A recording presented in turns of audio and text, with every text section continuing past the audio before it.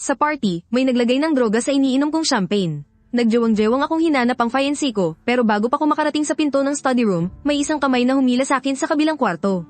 Ang tita pala ito ng fiancé ko, ang malamig at seryosong si Fu Shuying.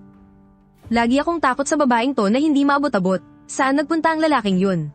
Sabi ni Miss Fu Yi nasa second floor daw siya. Kapag hindi natin siya naisakay sa van papuntang norte ngayong gabi, tayo ang mananagot nito. Rinig na rinig ko ang boses ng dalawang lalaki sa labas ng pinto. Agad niyang nilak ang pinto. Siguradong nasa loob ang lalaking yun. Buwisit na bata. Buksan mo to. Alam kong nasa loob ka. Umepekto na ang droga kaya bigla akong nanghina. Nanlabo ang paningin ko at napabagsak ako sa sahig. Ngayong gabi, mamamatay na ko. 18 taon akong nagdusa sa ampunan. Nahirapan akong makapasok sa college, tapos nahanap pa ako ng tunay kong mga magulang. Ilang araw ko palang naranasan ang tahimik na buhay. Mawawala na ba agad? Gusto niyo bang mamatay? Biglang tumahimik sa labas at napalitan ng takot na mga bulong. Si Fu Shuying yan, yung walang pusong pumatay. Tumakbo na tayo. Nakahinga ako ng maluwag, pero lalong tumindi ang init sa katawan ko. Unti-unting nawawala ang isip ko. Pinilit kong bumangon. Pasuray-suray akong lumapit sa matangkad at balingkinitang babae sa may pinto. Bigla ko siyang hinapit sa kanyang manipis na baywang. Yumuko ako at hinalikan siya. Gusto ko siyang angkinin ng buong buo. Hanggang sa malasahan ko ang sarili kong dugo, saka lang ako napangiti ng nakakaloko. Fu Shuying. Ang sexy mo naman. Jiang Chen, alam mo ba kung sino tong hinahalikan mo?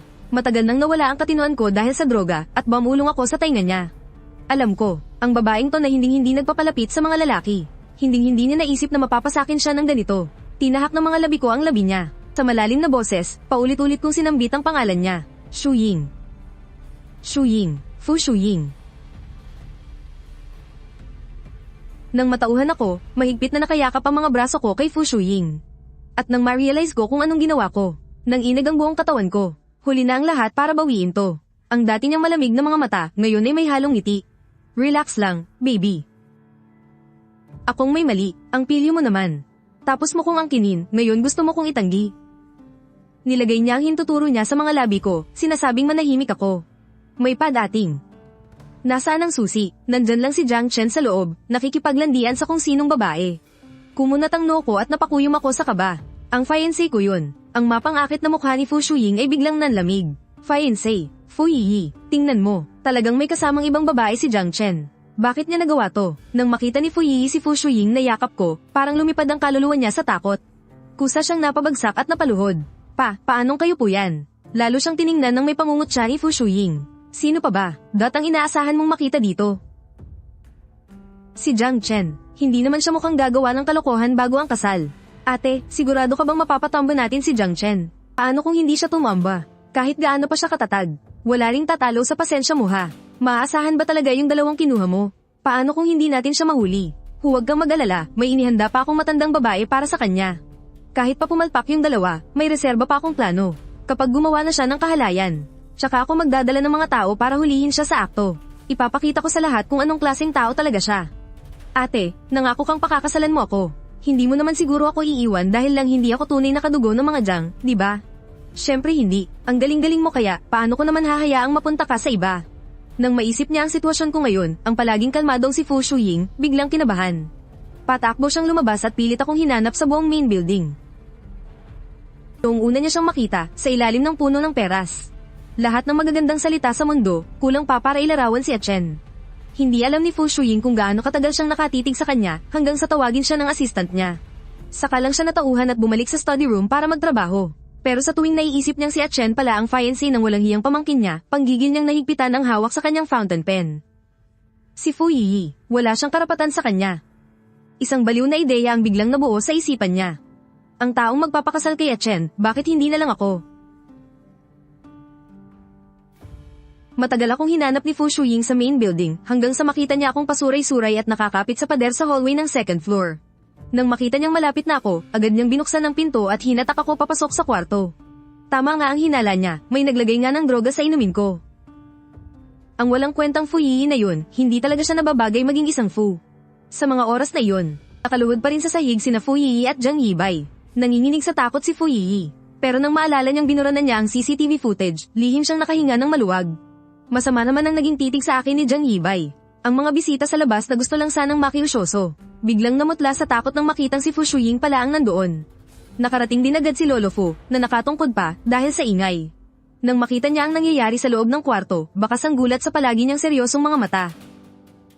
Shu Ying, ang bunsong anak niyang hindi lumalapit sa mga lalaki, ngayon ay nakasandal sa mga bisig ni Jiang Chen. Inakala ni Fu Yuanxing na nanlalabo lang ang mga mata niya kaya kinusot-kusot niya ito, pero nakita niyang tumango lang ng bahagya sa kanya ang anak na si Fu Shuying. Papa, biglang hindi malaman ni Fu Yuanxing kung ano ang mararamdaman niya. Hindi niya alam kung paano mag-react. Nandoon yung tuwa na sa wakas, nagka-jowa na rin ang anak niya. Pero nandun din yung hiya dahil fiancé ito ng apo niya. Lalo na't kitang-kita pa sila ng napakaraming bisita. Dumating din ang mga magulang ni Jiang. Akala nila na ang babae talaga ang anak nila kaya handa na sana nila itong bugbugin sa harap ng maraming tao. Walang hiyang bata ka, pero nang mamukhaan nila ang babae, biglang namutlat ng isay ang mga mukha nilang dalawa. Pero sa totoo lang, tuwang-tuwa sila sa loob-loob nila. Halatang hindi makapaniwala ang tatay ni Jiang nang tignan niya si Fu Shuying na yakap-yakap ng anak niya. Miss Fu, wala sanang balak sumagot si Fu Shuying. Pero dahil naisip niyang tatay ko siya, malamig na lang ang sinagot niya. Laking gulat ng tatay ni Jiang nang sumagot si Fu Shuying. Siya, sumagot talaga siya. Bigla namang sumigaw ang nakaluhod na si Fu Yi. Sigurado akong inakit ni Jiang Chen si tita. Tita, binigyan ka rin niya ng droga, no? Kundi, bakit mo naman papatulan ng basurang yan? Isa lang siyang hampas lupang galing sa ampunan. Pilit kong pinigilan ang galit ko habang nakakuyom ng mahigpit ang mga kamao ko. Mula nang tanggihan ko ang babaeng to, palagi na siyang nagtatanim ng galit sa akin. Ikaw, napakalandi mong lalaki ka. Akong si Fu Yi, kinakansela ko na ang kasal natin. Kakanselahin ang kasal, pero 10 taon nang magkakasosyo ang pamilya Fu at Jiang sa mga negosyo sa Southeast Asia. Kung ititigil ang kasal, ibig sabihin ba ayaw na nilang makipag-partner sa mga Jiang? Paano na yung binili kong shares? Bilyon-bilyon yun ah. Mukha namang mabait ang batang yan ah. Paano niya naman naakitin ang tita ng sarili niyang fiancé? Nang marinig ng tatay ni Jiang na aatras si Fu Yi sa kasal, bigla siyang nataranta. Lolo, hindi po pwedeng umatras sa kasal. Kahit na maliit na bahagi lang ang hawak ng pamilya Jiang sa negosyo sa Timog Silangang Asya, pero sa loob ng 10 taong ito. Binuwis ko ang buhay ko para sa samahan ng dalawang pamilya, araw at gabi akong nagbantay sa Timog Silangang Asya. Hindi ko na nga inisip ang magkaanak, laking layo talaga yang si Fu Yi. At dahil nakainom pa, wala man lang siyang galang sa akin bilang nakatatanda. Basta kakanselahin ko ang kasal. Namumutla sa galit si Lolo Fu habang nakadiin ang mga kamay sa kanyang tungkod, na halos bumakat na ang mga ugat. Wala kang kwentang anak, walang awang pinalo ni Fu Yuanxing ng tungkod ang likod ni Fu Yi, kaya napasubsob siya sa sahig. Kinagat niya ang kanyang mga labi para pigilan ang matinding sakit, ni hindi siya makagawa ng kahit anong ingay. Biglang natahimik ang buong paligid. Nanlabo ang paningin ko, bigla kong naalala noong bata pa ako. Kinaladkad ako ng direktor ng ampunan sa isang sulok at pinagmumura. Mula noon, mas lalong lumala ang pambubuli sa akin ng mga bata. Gustong-gusto kong samuka pero pinigilan ko, mariin kong kinagat ang mga labi ko. Habang nag-aalangan si Fu Yuanxing, may biglang nagsalita, pakakasalan ko si Jiang Chen. Natigilan ng palaging kalmadong si Fu Yuanxing. Mahigpit na hinawakan ni Fu Shuying ang mga kamay ko. Sabi ko, pakakasalan ko si Jiang Chen. Nagkagulo ang lahat, inayos ni Fu Yuanxing ang ekspresyon ng mukha niya, pilit na tinatago ang pinaghalong tuwa at kaba sa kanyang dibdib. Sige, simula ngayon, tuloy pa rin ang kasunduan ng pamilya Fu at Jiang, pero si Jiang Chen ay magiging mapapangasawa na ni Fu Shuying. Nang sabihin niya ito, agad na nagliwanag ang mukha ng tatay ni Jiang at panay ang yuko bilang pasasalamat kay Lolo Fu. Mabuti, napakabuti, akala ko talaga iiwanan na ng pamilya Fu ang anak ko.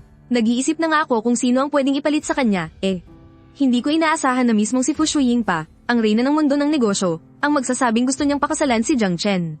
Napakalaking swerte naman ito, pero ako, na kanina patahimik, ay kinakabahang nagsalita, hindi ba, medyo alanganin ito.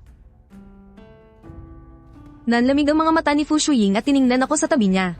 Bakit? Hindi ka ba kontento sa akin? Hay, hindi po sa ganoon. Kasi, naisip ko lang, ang weird na bigla akong nagpalit ng mapapangasawa. Hindi ko pwedeng sabihin na natatakot ako kay Fu Shuying dahil hawak niya ang mundo ng mga sindikato at negosyo. 20 taon na ng buhay ko ang lumipas na puro takot na lang ang nararamdaman ko. Gusto ko na lang sana ng isang simpleng tao na makakasama ko ng payapa habang buhay. Masyadong mapanganib ang mundong ginagalawan ni Fu Shuying. Hindi ko siya pwedeng kalabanin, at mas lalong ayokong masangkot sa kanya. Mukhang medyo nainis ang babae sa tabi ko. May sinasabi ba siyang iba? Kinurot niya ako sa tagiliran. Agad akong napatingin sa kanya. Pero nang magtama ang paningin namin ng malamig niyang mga mata, nanigas ang leeg ko sa takot. Hindi lang ito basta takot, mas nangingibabaw. Ang awa ko sa sarili ko dahil sa malungkot kong buhay. Ayoko na talagang mabuhay sa ganitong klase ng impyerno. Ayoko na talagang mabuhay ng palaging may takot. Nang makita ni Fu Shuying ang pagkalungkot ko, nakaramdam siya ng hindi maipaliwanag na inis sa kanyang dibdib. Kinuha niya ang mga damit sa tabi at ibinato sa akin. Hinailan niya ako at lumabas kami ng kwarto. Kinalagkad ako ni Fu Shuying papunta sa elevator, at diretsyong pinindot ang ika-12 palapag. Ang ika-12 palapag ng mansyon ay ang mismong kwarto ni Fu Shuying. Nanginginig ang boses kong sinabi, "Pwede bang, pakawalan mo na ako?" Nang marinig ito ni Fu Shuying, nakaramdam siya ng matinding kirot sa kanyang puso. Lumapit siya sa akin, at ang malambot niyang mga kamay ay dahan-daang humaplos sa aking tainga. Namuo ang luha sa mga mata niya, at namula ang gilid nito. Dala marahil ng matinding emosyon, tumingkayad siya at hinalikan ang mga labi ko. Nangaakit ang boses ni Fu Shuying na sinabing, "Chen, gustong-gusto talaga kita. Gusto kitang makasama habang buhay." Sa loob ng 20 taon ko sa mundo, ito ang unang beses na may nagsabing gusto nila ako. Seryoso ba talaga siya? O dahil lang ito sa negosyo ng pamilya Fu at Jiang? Sa tingin ko, baka yun nga ang totoong dahilan. Sabi nila, hindi daw pwedeng paniwalaan ang mga salitang sinasabi ng taong nadadala lang ng emosyon, di ba? Dumilim ang paningin ko, at hindi ko alam kung saan galing ang tapang ko. Yumuko ako at kinagat ng madiin ng makinis niyang balikat. Napadaing naman ng mahina si Fu Shuying. Umukas na ang elevator. Biglang may sumili ng ngiti sa magaganda niyang mga mata. Hinawakan niya ang kamay ko at hinaila palabas ng elevator. Napakalawak ng ika-12 palapag. Bumungad sa paningin ko ang isang malawak na living room. Sa labas ng malaking floor-to-ceiling window, bahagyang naaaninag ang napakaraming ilaw mula sa kabilang ibayo. Sa liwanag ng buwan, hinaila niya ako palapit sa bintana. Mahigpit siyang sumandal sa harapan ko, ramdam na ramdam ko ang lambot ng katawan niya. Pagtingin ko sa ibaba, sa may entrance ng main building, may ilang mga bisita pang nag-uusap. Hindi ko sigurado kung nakikita ba kami ng mga tao sa baba. Pero masyado na kasing nakakailang sa lapit ang posisyon namin ngayon. Itinuro ni Fu Shuying ang nagtataas ang mga gusali sa labas at malambing na sinabi, "Ang buong mundo ay sa iyo." Hindi ako nakaramdam ng kilig, puro takot lang ang naramdaman ko. Pakiramdam ko, walang habas na pinapasok ng ibang tao ang personal kong espasyo. Suklam na suklam ako sa ganitong panghihimasok. Hirap na hirap akong makaalis sa ampunan, pawis at dugo ang puhunan para makapasok sa universidad. Ginawa ko ang lahat para lang makapamuhay ng normal. Anong karapatan niyang agawin niyon sa akin ng sapilitan? Ipinikit ko ang mga mata ko, matapang ang boses. Kaya kong talikuran ng pagiging anak ng pamilya Jiang. Ang ibig bang sabihin ni Chen sa sinabi niya ay, kaya niyang talikuran ng pamilya Jiang at hindi rin magpakasal sa akin. Huminga ng malalim si Fu Shuying sa inis, pinipigilan ng nagiinit na galit sa dibdib. Ulitin mo nga, napalunok ako. Nawala bigla ang tapang ko at unti-unting bumalik ang matinding takot ko. Pero pinilit ko pa ring magsalita. Ayoko, ang salitang iyon ay parang matalim na patalim na malupit na bumaon sa puso niya.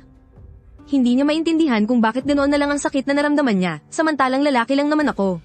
Hinawakan niya ang kamay ko, at ayaw niya itong bitawan. Alam niya na kapag pinakawalan niya ako ngayon, mahihirapan na siyang hulihin pa ako ulit. Tinitigan niya ako, at may gumuhit ng ngiti sa kanyang madilim at malalalim na mata. Sayang lang, dahil hindi mapuputol kailanman ang lukso ng dugo. Dahil pinagtagpo tayo ng tadhana. Ikaw, Jiang Chen, ay nakatadhanang maging lalaki ko, ni Fu Shuying. Panghabang buhay, walang iwanan. Tumingkayad siya para halikan ako sa labi. Sa sobrang gulat, mabilis kong iniwas ang mukha ko. Kinagat niya ang tainga ko bilang parusa. Napadaing ako nang wala sa oras. Naalala tuloy niya noong unang beses niya akong makita, kung paano ko pinigil ang emosyon ko at pilit na pinakalma ang sarili ko. Lalo pang lumapad ang ngiti niya, hinawakan niya ang mukha ko, at hinalikan ako ng malalim sa mga labi. Mukhang pagkapanganak ko pa lang, mali na talaga ang buhay ko. At mas lalong nagkandaletse-letse ang lahat ngayong araw. Ang pinaka nakakahiya sa lahat, kahit na nagdurusa ang kalooban ko, parang nasasarapan naman ang katawan ko. Alam ko namang may konti akong problema sa pag-iisip, pero hindi ko inakalang gusto ko palang pinipilit ako. Siguro, dahil na rin sa pang-aabusong dinanas ko sa ampunan noong bata pa ako. Kaya nagkaroon ako ng ganitong baluktot at kakatuwang pag-iisip ngayon. Nakahiga ako ngayon sa kama. Dinig na dinig ko mula sa banyo ang pagpatak ng tubig habang naliligo si Fu Shuying. Naiisip ko pa lang kung paano siya naliligo sa ilalim ng shower, umiinit na agad ang mga tainga ko. Pakiramdam ko, may mali na talaga sa akin. Kasi, nag-uumpisa ko na siyang pagnasaan. Hindi pwede, siya si Fu Shuying. Ang Fu Shuying na kinatatakutan at may hawak sa parehong legal at underground na mundo. Kapag nadawit ako sa kanya, siguradong magkakagulo ang buhay ko. Pinaghirapan ko ang tahimik na buhay na ito, hindi ko hahayaang sirain niya. Pinulot ko ang mga nagkalat na damit ko sa sahig at mabilis itong isinuot. Nakayapak akong naglakad sa malamig na marble floor, papunta sa elevator. Pagkapindot ko ng button, narinig ko sa likod ko ang mapang-akit na boses ni Fu Shuying. Saan ka pupunta? Ang dami mo pa palang lakas, hindi ka ba napagod? Biglang nagsitaasan ang mga balahibo ko. Nanigas ako sa harap ng elevator at hindi makagalaw. Mula sa likuran, narinig ko ang mabibigat niyang yabag na papalapit ng papalapit sa akin. Niyakap niya ako sa baywang mula sa likuran at marahang isinandal ang ulo niya sa likod ko. Pumasok sa ilong ko ang mabangong amoy ng body wash niya, nakakaadik ang amoy. Hindi ko napigil ang manginig ang buong katawan ko. Umikot siya at humarap sa akin. Pagkakita niya sa mga mata kong pilit pinipigilan ng sarili, lalo siyang natuksong halikan ako. Tumutulo pa ang mga butil ng tubig mula sa mahaba at basa niyang buhok. Nakatitig lang ako sa perpekto at napakaganda niyang mukha, at hindi ko sinasadyang mapalunok. Bumalik na naman sa isip ko yung mga nangyari sa amin kanina. Wala sa sariling namula at naginit ang mga pisngi ko. Ngumiti siya ng nakakaloko at malambing na yamakap sa braso ko. Ano na naman bang balak mo? May sumili na maliit na ngiti sa mga labi niya. Ano sa tingin mo? Sabi niya habang hinihila ko papasok ng banyo. Puno ng singaw ang banyo. Naglatag siya ng tuwalya sa gilid ng marmol na lababo at sinenyasan akong maupo. Kumunat ng bahagya ang noo ko, may halong pag-iingat sa mga mata. Huwag kang gagawa ng kalokohan. Itinaas ko ang kamay ko at bahagyang tumulak sa balikat niya para ilayo siya. Kanina ko pa napansin, sa ilalim ng collarbone niya ay may peklat ng bala. Ang babaeng ito ay nakaranas na ng buhay at kamatayan, hindi siya pangkaraniwang tao. Mas lalong lumalim ang kaba ko kaya hindi na ako gumalaw. Nang makita niyang natutulala ako, hinaplos niya ng marahan ang tagiliran ko. Napasinghap ako ng mahina, ibinaba ang tingin sa kanya, at hindi sinasadyang napakagat ng mariin sa labi ko. Tinaas niya ang kamay niya, idinampi ang mga dulo ng daliri sa baba ko, at dahan-dahan itong iniangat. Tumingala siya para pagmasdan ako, sabay tawa ng mahina. Ang bilis mo talagang kabahan. Bahagyang bumaba ang tingin niya. Nang muli siyang tumingin, may halong pambubuyo at kalandian sa mga mata niya. Gusto mo ba akong tulungan? 20 taong gulang na akong lalaki, kaya natural na naintindihan ko ang ibig niyang sabihin. Ayoko, hindi pa tayo kasal. O, kapag nagawa kong kusang loob mo itong gustuhin, kusa ka ring tatanggo. Sumusobra ka na talaga. Hindi ba't sabi ng lahat ay malamig at walang puso raw si Fu Shuying? Paano siyang naging ganito kalandi? Kinagat ko ang labi ko, at saglit na napababa ang tingin. Nakaramdam ako ng hiya nang maisip ang mga tagpong iyon. Hininaan ko ang boses ko pero nanatili itong matatag. Sabi ko nga, ayoko. Naaliw siya sa nakikita niyang pagpipigil at pagiging tensyonado ko. Lumapit siya ng isang hakbang at marahang hinalikan ng mga labi ko. Siguro dahil sa sobrang tensyon, biglang nagdilim ang paningin ko. Unti-unting lumabo ang isip ko, at napasandal ang katawan ko palapit sa kanya. Agad niya akong ay nalalayan para hindi ako matamba. Napadikit ang pisngi ko sa peklat niya sa dibdib habang nawawalan ako ng malay. Tiningnan niya ako, lumapit para amuyin ang buhok ko, at binigyan ako ng isang mainit na halik sa noo. Pinagmasdan niya ang mukha ko habang tulog, baka sa mga mata niya ang sobrang paglalamang at pag-aangkin. Maingat niya akong ay nalalayan, at matiyag ang pinaliguan.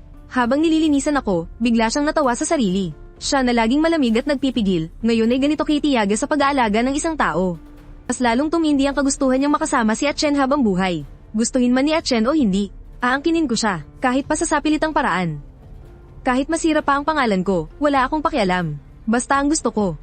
Mula umpisa hanggang dulo, ay si Atchen lang. Kinaumagahan, pumasok ang sikat ng araw sa kwarto mula sa bintana.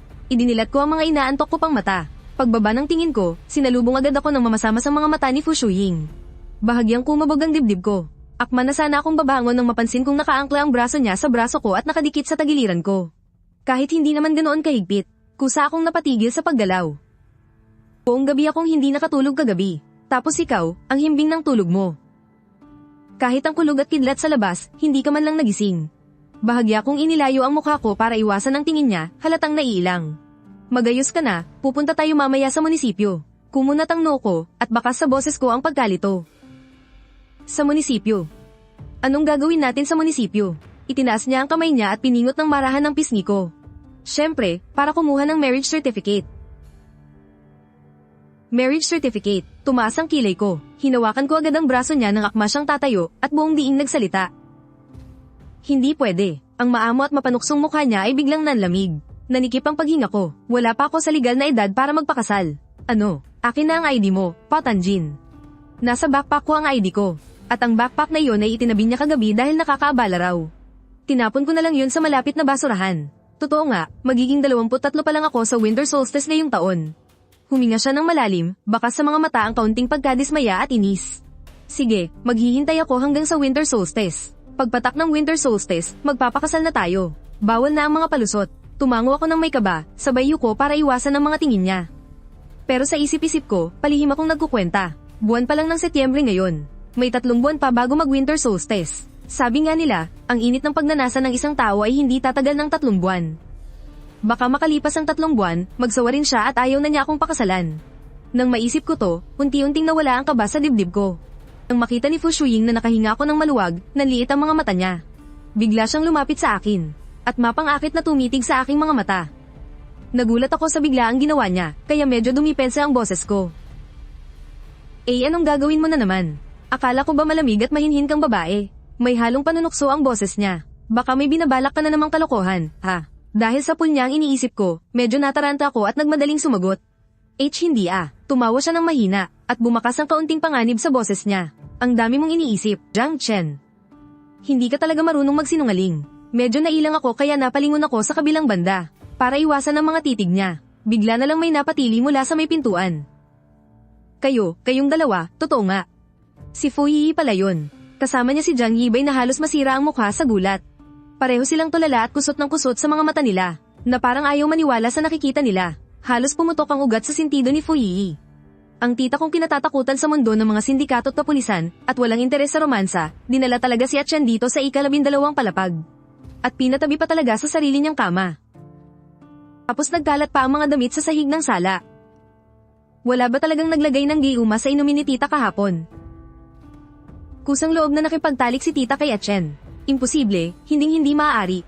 Sigurado akong may nagpainom ng gamot kay tita, at napakatapang pa ng ginamit. Lalo namang nanggigil sa galit si Jiang Yibay habang iniisip yon. Nakuha pa talaga ni Jiang Chen ang loob ni Fu Shuying. Nasira ng tuluyan ang mga plano ko. Lalo pang nanganib ang posisyon ko sa pamilyang Jiang. Naglakas loob si Jiang Yibay at lumapit sa kama ni Fu Shuying.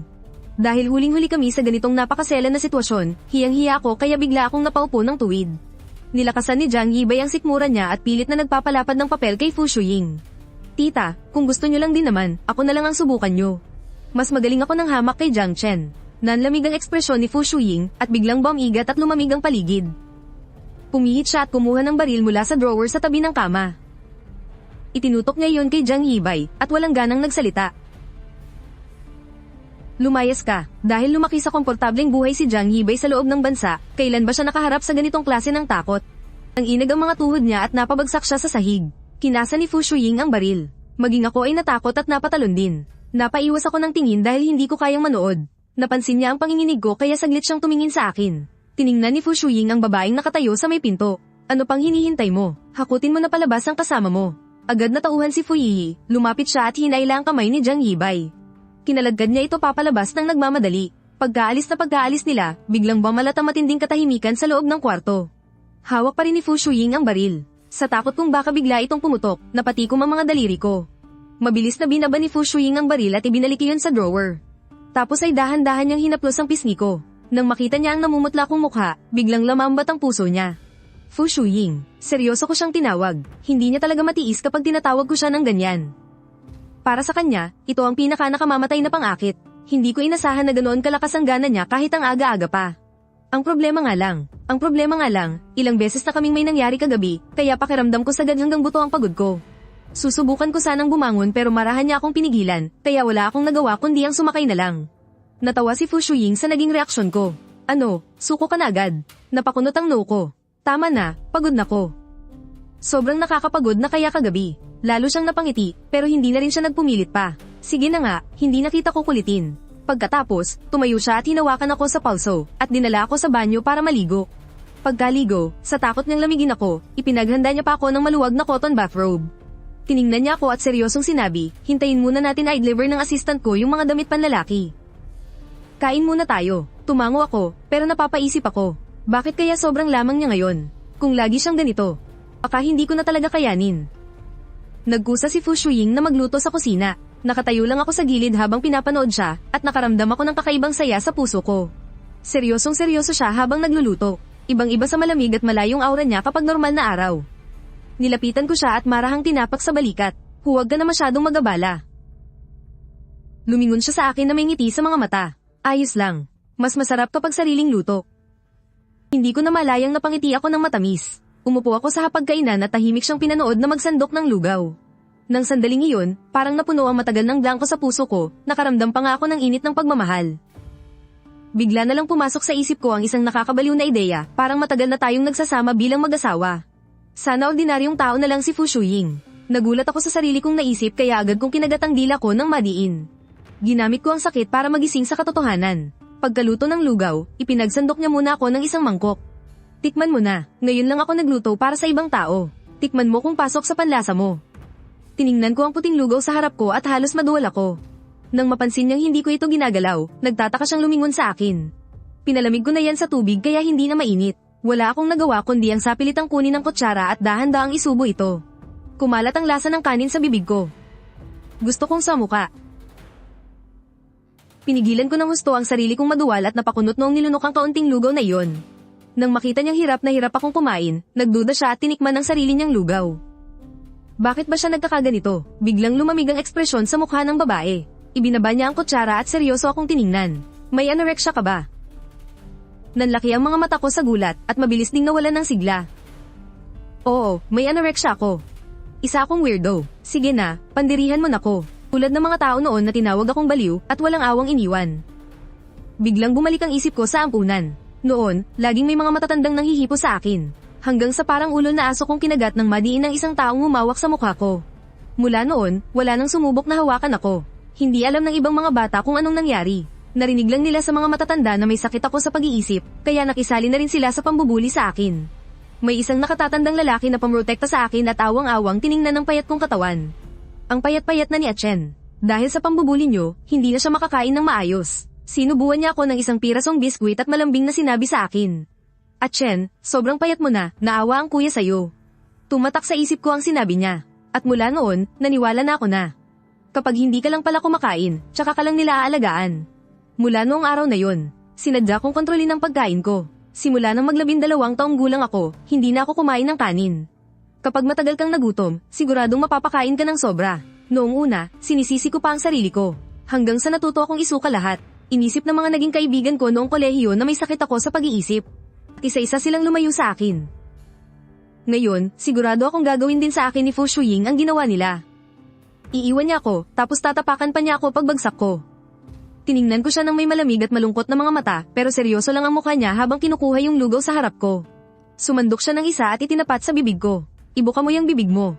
Matigas ang ulong umiwas ako ng tingin, pero pilit niyang isinubo sa akin ng kutsara. Pariin kong kinagat ang mga labi ko. Nainis siya't nagalala, pero may nakita akong kaunting awa sa mga mata niya. Siguro naisip niyang mag-isa lang akong lumaki sa ampunan, kaya medyo nagtubig ang mga mata niya. Huminga siya ng malalim, pinipigilan ng luhang malapit ng tumulo, pero nagbanta pa rin ang boses niya. Kapag hindi ka kumain, susubuan kita gamit ang bibig ko. Unti-unting lamambat ang matigas kong mukha, kaya nakahinga siya ng maluwag. Kumuha ulit siya ng isang katsarang lugaw at inilapit sa bibig ko. Medyo malambing na ang boses niya. Sige na, ibuka mo na yung bibig mo. Pero pumasok sa ilong ko ang amoy ng kanin. Matigas pa rin ang ulong itinikong ko ang bibig ko. Nanginginig na ang boses ni Fu Shuying. Ayaw mong kumain, ha? Sa sumunod na segundo, isinubo niya ang lugaw at ipinasa sa bibig ko. Sumabog sa loob ng bibig ko ang lasa ng kanin. Nasusuka ako at gusto ko siyang itulak, pero habang pinapakain niya ako ng ganito kadesperado. May kakaibang tuwa akong naramdaman sa loob ko. Naramdaman niyang nalalaban ako, may dumaang lungkot sa mga mata niya, at bumait ang boses niya. Kumain ka lang ng maayos, hindi kita paparusahan. Pero parang pinagningas ng mga salita niyang yun ang galit ko. Hinawi ko ang mangkok sa lamesa papunta sa sahig. Nabasag ang mangkok, at biglang natahimik ang buong kusina. Nanlilisik sa lamig ang mga mata niya, at namumula sa galit. Bigla akong natauhan, naalala ko yung tama ng baril niya sa dibdib. Kinilabutan ng buong katawan ko. Bigla siyang umisi ng nakakatakot at malamig na sinabi sa akin, Jiang Chen. Masyado ba akong naging mabait sa'yo? Iniwas ko ang mukha ko para hindi siya tingnan. Pero bigla niyang hinalikan ng mariin ang mga labi ko, hindi na ito malambing katulad kanina. Nagulat ako. Ganun na ang ginawa ko sa kanya, tapos hahalikan pa rin niya ako. May kakaibang kabat saya na sumibol sa loob ko. Gusto ko pa nga mas lalo niyang diinan ang halik niya. Itinuring kong pagmamahal ang galit niya. Oo, pagmamahal ang tingin ko sa galit niya. Tinatanggap ko lahat. Gusto ko yung pananakit niya. Gusto ko yung pag-aalala niya. Mas gusto ko ang mga halik niya. Dahan-dahan kong ipinikit ang mga mata ko. Nang maramdaman niyang tumutugon ako, bigla siyang natigilan. Biglang nanlamig ang puso ko. Nakaramdam ako ng matinding pagkadismaya. Panigurado, baliw na ang tingin niya sa akin. Pinigilan ko ang sakit at tumayo ako. Uuwi na ako, mag-aalala ang mga magulang ko sa akin. Kaso tiningnan lang niya ako mula ulo hanggang paa, hinawakan ng kamay ko, at kinaladkad pabalik sa kwarto. Napangisi na lang ako sa isip ko. Ganito na nga ang sitwasyon, gusto pa rin niyang gawin yun. Pero bigla siyang may inihagis na bag sa akin. Blanko ko lang siyang tiningnan. May kaunting ngiti sa mga labi niya habang nagsasalita. Wala ka naman sigurong balak umuwi ng ganyan ang itsura mo, di ba? O baka naman gusto mong makita ng mga magulang mo na wala kang suot sa loob ng bathrobe mo. Doon ko lang na-realize na ang nasa loob ng bag ay mga damit na hinanda niya para sa akin. Pinulot ko ang bag at pumunta sa banyo para magbihis. Mabait talaga ang babaeng ito, pero hindi pwedeng seryosohin ang arranged marriage na to. Kailangan kong kontrolin ang sarili kong buhay. Kumapit siya sa braso ko at sabay kaming naglakad papuntang elevator. Pagbaba pa lang namin sa first floor, sabay-sabay na yumuko ang mga katulong para bumati. Nang makalagpas kami, ramdam ko na ang panay na pagtingin ng mga tsismosa sa amin. Oh my God, si Miss Fu, talagang kasama na ang fiancé ni Miss Yi. Inagaw ng tiya ang fiancé ng pamangkin niya, grabe talaga ang gulo sa mga mayayaman. Paano nagawa ni Miss Fu yun? Naririnig ko ang lahat ng usap-usapan nila, pero wala akong reaksyon habang sumasakay ng kotse kasama siya. Nang pagbuksan kami ng pinto ng driver, hindi niya maitago ang gulat sa mga mata niya. Pagsara ng pinto, sobrang tahimik sa loob ng kotse. Akala ko magtutuloy-tuloy ang nakakasakal na katahimikan yun, pero biglang nagsalita si Fu Shuying. Pwede naman nating i-advance ang engagement party. Gusto niyang ipagsigawan sa buong mundo. Na ako ang lalaki niya, ang lalaki ni Fu Shuying. Agad akong umiling. Huwag na lang kaya, nanliit ang mga mata niya at patagilid siyang tumingin sa akin. Jiang Chen, may iba ka pa bang alam gawin bukod sa tanggihan ako? Nang mapansin kong nagagalit siya, mabilis akong nagpaliwanag. Nag-aaral pa kasi ako. Kapag nalaman ng mga kaklase ko na kasal na tayo, tiyak na pagkakaguluhan nila ako. Nadulas ako ng salita, masyado ka kasing kapansin-pansin. Ayoko ng maraming nakatingin sa akin. Mukhang natuwa siya sa sinabi ko, may sumilipang ngiti sa mga labi niya. Pagkahinto ng kotse, bumaba agad ako at naglakad palayo nang hindi lumilingon. Takot na baka bigla niya akong tawagin. Pero pagpasok ko pa lang sa sala, sinalubong agad ako ng boses ni Jiang Yibay. Aba, umakyat ka sa kama ng tiya ng fiancé mo. Ngayon ka lang umuwi, pinasadahan niya ako ng tingin mula ulo hanggang paa. Ano, matapos kang gamitin ni Fu Shuying, itinapon ka na lang niya. Gusto ko na lang umakyat para gumawa ng assignment at ayokong makipag-away sa kanya. Pero nang lagpasan ko siya, bigla na lang hiyabol. Ang lakas ng loob mong magpahatid pa uwi kay Fu Shuying. Sinasadya mo bang magyabang, ha? Pagharap ko, itinaas ko ang kamay ko at tinabig siya. Hindi siya makapaniwala habang nakaduro ang daliri niya sa mukha ko. Abat, ang lakas ng loob mong saktan ako. Napakunot ang noo ko sa sobrang pagtataka. Eksakto namang pababa ng hagdan sina mama at papa. Biglang nagbago ang ekspresyon ni Jiang Yibay. Ma, inaaway po ako ni Jiang Chen. Tinawag niya po akong peke. Pagkarinig ni mama, sumimangot siya at agad akong pinagalitan. Ikakasal pa naman ang Yibay natin kay Fu Yi. Humingi ka agad ng tawad sa kanya. Hindi ako hihingi ng tawad sa isang bagay na hindi ko naman ginawa. Pero umalingaw mula sa likuran ko ang galit na boses ni Papa. Ganyan ba ang tamang paraan ng pakikipag-usap sa mga magulang mo? Hindi pa nga kayo kasal ni Fu Shuying, ang yabang-yabang mo na. Napatigil ako sa paglalakad, at tiningnan siya ng may pandidiri. Hindi ko kailangan ng ganitong klaseng ama. Sa pagkakataong iyon, biglang pumasok sa isip ko ang mukha ni Fu Shuying habang pinagsasandok niya ako ng lugaw. Hindi ko napigil ang mapangiti sa tuwa. Nakukuha mo pang umiti, nagulat ako sa malakas na sigaw ni Papa, nakaduro ang daliri niya sa akin habang nagagalit. Wala kang kwentang anak, natuto ka lang ng masasamang ugali sa ampunan. Paanong nagkaroon ng walang kwentang anak ang pamilya Jiang? Namutla ako nang marinig ang salitang ampunan. Pero hindi ako magpapatalo, matapang ko siyang tinitigan pabalik. Ako ang fiancé ni Fu Shuying ngayon. Ano bang mapapala mo kung kakalabanin mo ako? Natigilan si Papa. Abat, pinagbabantaan mo ba ako? Ako ang tatay mo. Napangisi na lang ako na parang sinasabing, ano ngayon? Sa sobrang galit niya, dampat agad siya ng golf club sa mesa. Galit na galit siyang sumugod sa akin. At nang pabagsak na sana ang golf club sa ulo ko. Tigil, habang sumisigaw pa sa galit ang papa ko. Sinunghan lang, lakas ng loob na pigilan ako. Pero nang makita niya kung sino yun, bigla siyang namutla sa takot. Nabitiwan niya ang golf club at nahulog ito. Malamig na nakatitig ang babae sa papa ko. Fiancé ko si Jiang Chen. Subukan mong saktan ng lalaki ko, akong si Fu Shuying ang makakalaban mo. Nanlambot agad ang mga tuhod ni Papa at panay ang iling niya. Hindi po. At habang sinasabi yun, nagawa pa niyang humingi ng tulong sa akin. At Chen, anak, mahal na mahal ka ni Papa, di ba? Ipaliwanag mo naman ako kay Miss Fu. Napabuntong hininga na lang ako. Hindi ko siya pinansin at dumiretso na ako sa itaas. Pero laking gulat ko nang umisi ng kakaiba si Fu Shuying. Dapat lang naihampas yan sa taong nararapat masaktan. Pagkasabi noon, sumunod din siyang umakyat. Sa sumunod na saglit, umalingongaw sa ibaba ang palahaw ng kapatid kong si Jiang Yibay. Habang ako, nakabalik na sa kwarto ko. Binuksan ko ang laptop para aralin ang pinakakinaiinisan kong advanced math. Sukdulang pagdurusa na ang mukha ko habang nagko-compute sa scratch paper. Hindi ko na malayang may tao na pala sa likuran ko. Bigla na lang may humaplos sa batok ko. Napaurong ako sa gulat. Agad akong lumingon at napatayo. Fu Shuying, bakit hindi ka pa umaalis? Walang sabi-sabing isinara ng babae ang laptop ko at sa kanya akong inisyan. Namiss kasi kita eh. Bakit? Hindi mo ba ako namiss? Biglang nanlaki ang mga mata ko. Agad nag-init ang mga tainga ko sa sobrang pula. Wala kang hiya. Nang makita niya akong namumula, mas lalo pa siyang napangiti. Idinampi ng malambot niyang kamay sa leeg ko. Isang nakakakiliting kuryente ang gumapang sa buong katawan ko. Napatingin tuloy ako sa malaking bintana sa tapat ng desk ko. Biglang kumabog ng mabilis ang dibdib ko. May gumagalaw na mga anino sa bintana ng kabilang bahay. Nataranta ako at napatingin sa kanya. Nanginginig ang boses ko. May tao doon sa kabila. Tsaka, nasa ibaba lang sina Papa at Mama. Pero mas lalo lang siyang lumapit sa akin. Naramdaman ko ang mabangong hininga niya sa mukha ko. May dala itong kakaibang halina na nakakabaliw. Jiang Chen, sabihin mong mahal mo ako. Huwag mo akong galitin, bilis na. Napalunok ako. Tumuko ako ng bahagya at bumulong sa tainga niya. Mahal kita. Unti-unting nagiba ang tingin ng babae, tila nalalasing. At Chen, tawagin mo ang pangalan ko. Napakapit ako ng mahigpit at nagsalita. Fu Shuying, Fu Shuying. At sa sumunod na iglap, nawalan na siya ng kontrol. Buong pusok niya akong hinalikan sa labi. Habang punong-puno ng pagnanasa, mahina siyang nagtanong, Chen, Chen. Gusto mo ba kapag Jin na ganito kita, ha? Sobrang init na ng tainga ko kaya agad akong umiwas. Hindi kung ano-ano sinasabi mo. Pero narinig ko lang ang mahina niyang tawa. Tapos dahan-dahan siyang bumulong. Ang pervert mo. Umakyat lahat ng dugo ko sa ulo, grabe ang init ng mga tainga ko. Pero, hindi ko mapigil ang mapangiti ng palihim. Samantala, sa labas ng pinto, namumutla na sa galit ang mukha ni Jiang Yibay. Buong 2 oras, halos mamatay siya sa selos. Sa tuwing naiisip niya na iyon sana ang mapapangasawa niya, parang isusuka na niya ang sarili niyang dugo sa inis. Nilabas niya ang phone niya at agad nag-message sa isang sexing dance student.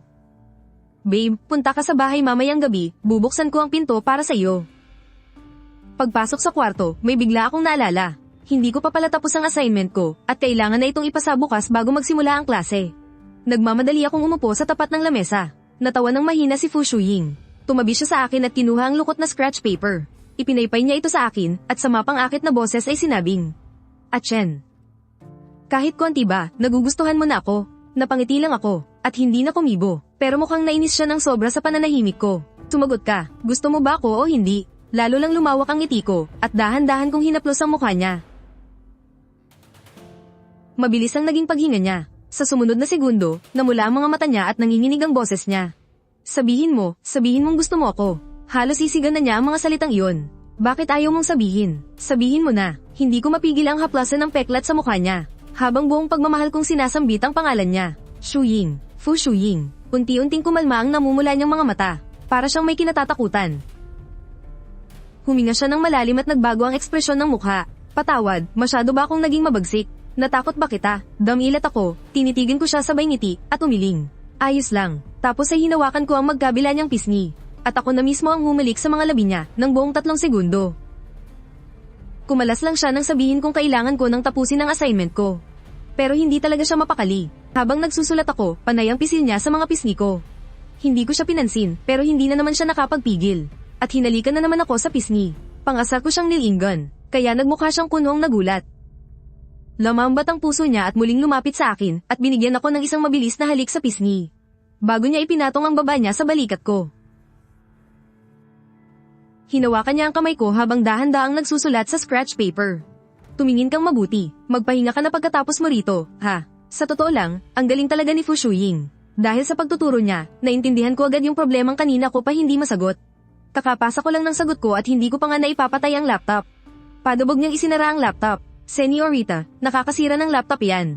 Pero hinawakan niya ang baba ko at patuksong sinabi, malapit na tayong ikasal, pinuproblema mo pa ang isang laptop. Napangisi na lang ako sa isip ko. Sinong may gustong magpakasal sa'yo? Napansin niya ang iniisip ko, at dahan-daang dumampi ang malalambot niyang labi sa pisngi ko. Agad akong napaiwas, pero sinamantala niya iyon at tuluyang napasandal sa mga bisig ko. Sabihin mo nga. Gusto mo ba talaga ako? Iniwas ko ang tingin ko at hindi sinagot ang tanong niya. Pero biglang tumaas ang boses niya, sumagot ka na kasi. Sasabihin mo ba o hindi? Wala akong masabi. Diyos ko naman, Senyorita, kahapon lang tayo nagkakilala. Sino ba namang mag-aakala na magagalit siya? Jiang Chen, 2 buwan na tayong magkakilala. Sa silidaklatan ng mansyon. Silidaklatan. Agad na bumalik ang isip ko sa nakalipas na 2 buwan. Iyon ang unang beses na nakita ko si Fu Shuying. Nung oras na yun, pinapakilala ko ni Papa isa-isa sa mga nakatatanda ng pamilya Fu. Pero dahil sobrang lamig ng aura niya at parang bawal lumapit, hindi na nang-ahas si Papa na ay lapit ako. Sinabihan na lang niya akong puntahan ko na lang ang mapapangasawa ko na si Fu Yi. Kaso, pagtapat ko pa lang sa pinto ng kwarto ni Fu Yi, nakita ko silang dalawa ni Jiang Yibay na nagiinitan sa loob. Tahimik na lang akong tumakbo sa hardin para magtago. Wala namang kaso sa akin. Basta maging tahimik lang ang buhay ko, kahit sino pa ang pakasalan ko, ayos lang. Mas mabuti na to kaysa sa ampunan, wala naman akong karapatang mamili. Kaso, makalipas lang ang kalahating oras, biglang tumawag si Papa na parang tuwang-tuwa. Nakita niya kasi si Fu Shuying nang umiti habang nakatayo sa bintana pagkatapos magtrabaho. Para kay Papa, isa yung napakagandang pagkakataon na minsan lang mangyari. Kaya minadali niya akong umakyat agad. Biglang kumabog ng mabilis ang dibdib ko. Nadapa kasi ako kanina, kaya puro putik pa ang pantalon ko. Sabi nila nakapatay na raw siya at laging may dalang baril, paano kung bigla lang niya akong barilin dito? Nagpatumpik-tumpik ako papunta sa pinto ng opisina. Pagkakita sa akin ni Papa na nanginginig sa takot, binulungan niya ako at minumura dahil ang duwag ko raw. Kinaladkad niya ako sa mismong harapan ni Fu Shuying. Nakatalikod siya sa liwanag, parang isang Diyos ang walang bahid ng dumi. Nakayuko lang ako at hindi man lang makatingin ng diretso sa kanya. Tapos, bigla na lang akong kinurot ng madiin ni Papa sa braso. Buwisit na batang to, bumati ka nga. Mabilis ko siyang sinulyapan tapos yumuko ulit agad, nanginginig pa ang boses ko. Senyorita Fu. Pero hindi siya sumagot, sa sobrang tahimik, parang may dumaang anghel at nagsitaasan ng mga balahibo ko. Nagsisi talaga ako kung bakit hindi muna ako nagpalit ng damit bago pumunta rito. Hindi ko man lang napansin na pasikreto na pala siyang napapangiti. Sa huli, si Papa na ang ngumiti ng alanganin habang hinihila ko palabas ng opisina. Basang-basa ako ng malamig na pawis at takot na nagtanong kay Papa. Pa, may nagawa ba akong masama kay Senyorita Fu? Pero napabuntong hininga lang si Papa. Hindi kanya pinalayas, ibig sabihin lang noon tanggap ka na niya. Simula ngayon, galingan mo na ang pagiging manugang ng pamilya Fu. Pagkarinig ko noon, nakahinga rin ako sa wakas ng maluwag. Ganyan ang buong unang impresyon ko sa kanya. Puro takot at matinding hiya, pero hindi ko talaga inakala na pagkalipas ng 2 buwan, maghahanda na pala akong pakasalan ng babaeng ito. Ang gulo, sobrang nakakaloka ng sitwasyon. Nagkunwari akong kalmado, tinitigan ko siya sa mata at casual na nagsinungaling. Sino ba namang makakaalala sa nangyari 2 buwan na ang nakakalipas? Pagkasabi ko noon, biglang nanlamig ang buong paligid. Ang bigat ng presensya niya, sobrang nakakatakot. Namula sa inis ang mukha niya. Yung tingin niya, bumalik na naman sa pagiging nakakamatay na demonyo, katulad noong una kaming magkita. Parang nakikipaglaro sa gutom na tigre. Yan na lang ang pumasok sa isip ko. Hindi na ako makakatakas ngayon kahit gusto ko pa. Wala akong choice kundi suyuin muna siya. Kapag nagsawa na siya sa akin, tsaka na ako palihim na tatakas palayo. Kusang loob kong hinalikan ng noo niya. Alam na niya na nambobola lang ako at wala namang emosyon yun. Pero nagpadala pa rin siya. Hanggang sa nahagip ng gilid ng mata ko ang nakaawang na pinto. May nakatayong anino roon. Nanlaki bigla ang mga mata ko. Si Jiang Yibei yun. Nanlilisik ang mga mata niya sa matinding selos at galit habang nakatitig sa amin. Kanina pa ba siya nakatayo dyan sa pinto? Gusto ko na lang biglang maglaho sa sobrang kaba. Kaso, makalipas ang ilang segundo, may lumapit sa kanyang isang payat na babae, hinayla siya, at nawala na sila sa may pinto. Hindi si Fu Yi ang babaeng yun. Tapos, biglang may narinig kaming malalaswang ingay mula sa kabilang kwarto. Nagkatinginan kaming dalawa at sabay na napatawa ng malakas. Makalipas ang kalahating oras, tumahimik na rin sa kabilang kwarto. Pagod na rin talaga ako. Sa pambubulabog niyang to, parang nakaramdam pa ako ng kakaibang kasiyahan. Pero, bigla akong natauhan. Magsasawa rin yan sa akin kalaunan, kailangan ko pang bilisan ng proseso. Ang pinakamabilis pagsawaan ng mga babae ay yung mga lalaking masyadong sunod sa niren. Kaya nilakasan ko ng todo ang boses ko at sumigaw. Shuying, Fu Shuying, mahal na mahal kita. Biglang nanigas ang buong katawan niya. Tapos, tinitigan niya ako ng diretso, walang mabakas na kahit anong emosyon sa mga mata niya. Talaga ba? Tinuloy-tuloy ko na ang pag-arte ko. Ngumiti ako at dahan-dahang tumango. Biglang lamambat ang buong aura niya at naging sobrang seryoso ng boses niya. At Chen, mahal din kita. Huwag mo kong lolokohin, ha? At huwag mo kong binabaliwala. Habang buhay na tayong magsama, please. Natulala ako ng saglit, inisip ko na lang na nadala lang siya ng bugso ng damdamin niya. Kaya sinakihin ko na lang at tumango ako sa kanya. Ikaw lang ang mamahalin ko pang habang buhay. At mas lalo pa siyang yamakap ng mahigpit sa akin. Niyakap ko siya hanggang sa makatulog ako. Kinaumagahan, pagtunog ng alarm clock. Bumangon agad ako. May klase pa ko ng 10:00 ng umaga, bawal malate. Mahimbing pa rin ang tulog ni Fu Shuying. Ang dati niyang seryosong mukha, ngayon, ang amo-amo. May tipid siyang ngiti, napakalambing, parang hindi siya yung malamig at seryosong tao na kilala ko. Nagbihis ako ng mabilis. Sinuot ko yung bag ko, tapos tiningnan ko siya ng isang beses pa. May naramdaman akong kaunting lungkot na iwan siya, pero pinigilan ko agad. Tumalikod ako at nagmamadaling umalis. Mabait siya sa akin. Pero may sarili akong pangarap, ayokong makulong sa kahit kanino. Samantala, pag-araw, dahan-daang napamulat si Fu Shuying dahil sa liwanag. Kinapakapa niya ang tabi niya, pero wala nang tao. Biglang nanikip ang dibdib niya, may kurot ng lungkot na hindi niya maipaliwanag. Sa loob ng maraming taon, tinago ni Fu Shuying ang totoong nararamdaman niya sa pagiging saplada at malamig. Pero ang totoo, uhaw na uhaw siya sa pagmamahal.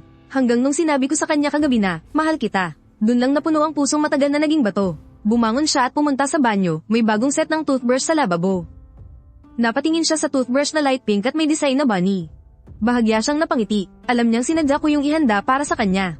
Kinuha niya yung toothbrush, naglagay siya ng toothpaste, tapos kumuha ng tubig gamit yung basong bunny din ang design. Nung mahawakan niya yung gilid ng baso, bigla na lang bumilis ang tibok ng puso niya. Pumikit siya, bumalik sa isip niya yung mga nangyari kagabi. Parang may naguhuramentado sa loob niya. Pinakalma niya ang sarili, nagayos ng konti, sabay banlo ng tuwalya at binalik ito sa sabaitan. Napailing na lang siya, sabay ngiti na parang tinatawanan ng sarili. Dahil lang sa isang lalaki, hindi ko na makilala ang sarili ko. Tsaka lang niya naalala, pumunta nga pala siya rito kahapon para samahan si Atchen na pumili ng singsing.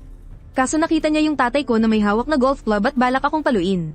Nung oras na yun, sobrang nagdilim ang paningin niya.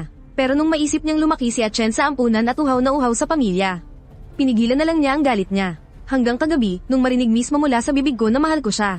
Bigla siyang nakaramdam ng pananabik, gusto niyang bumuo ng pamilya kasama ako.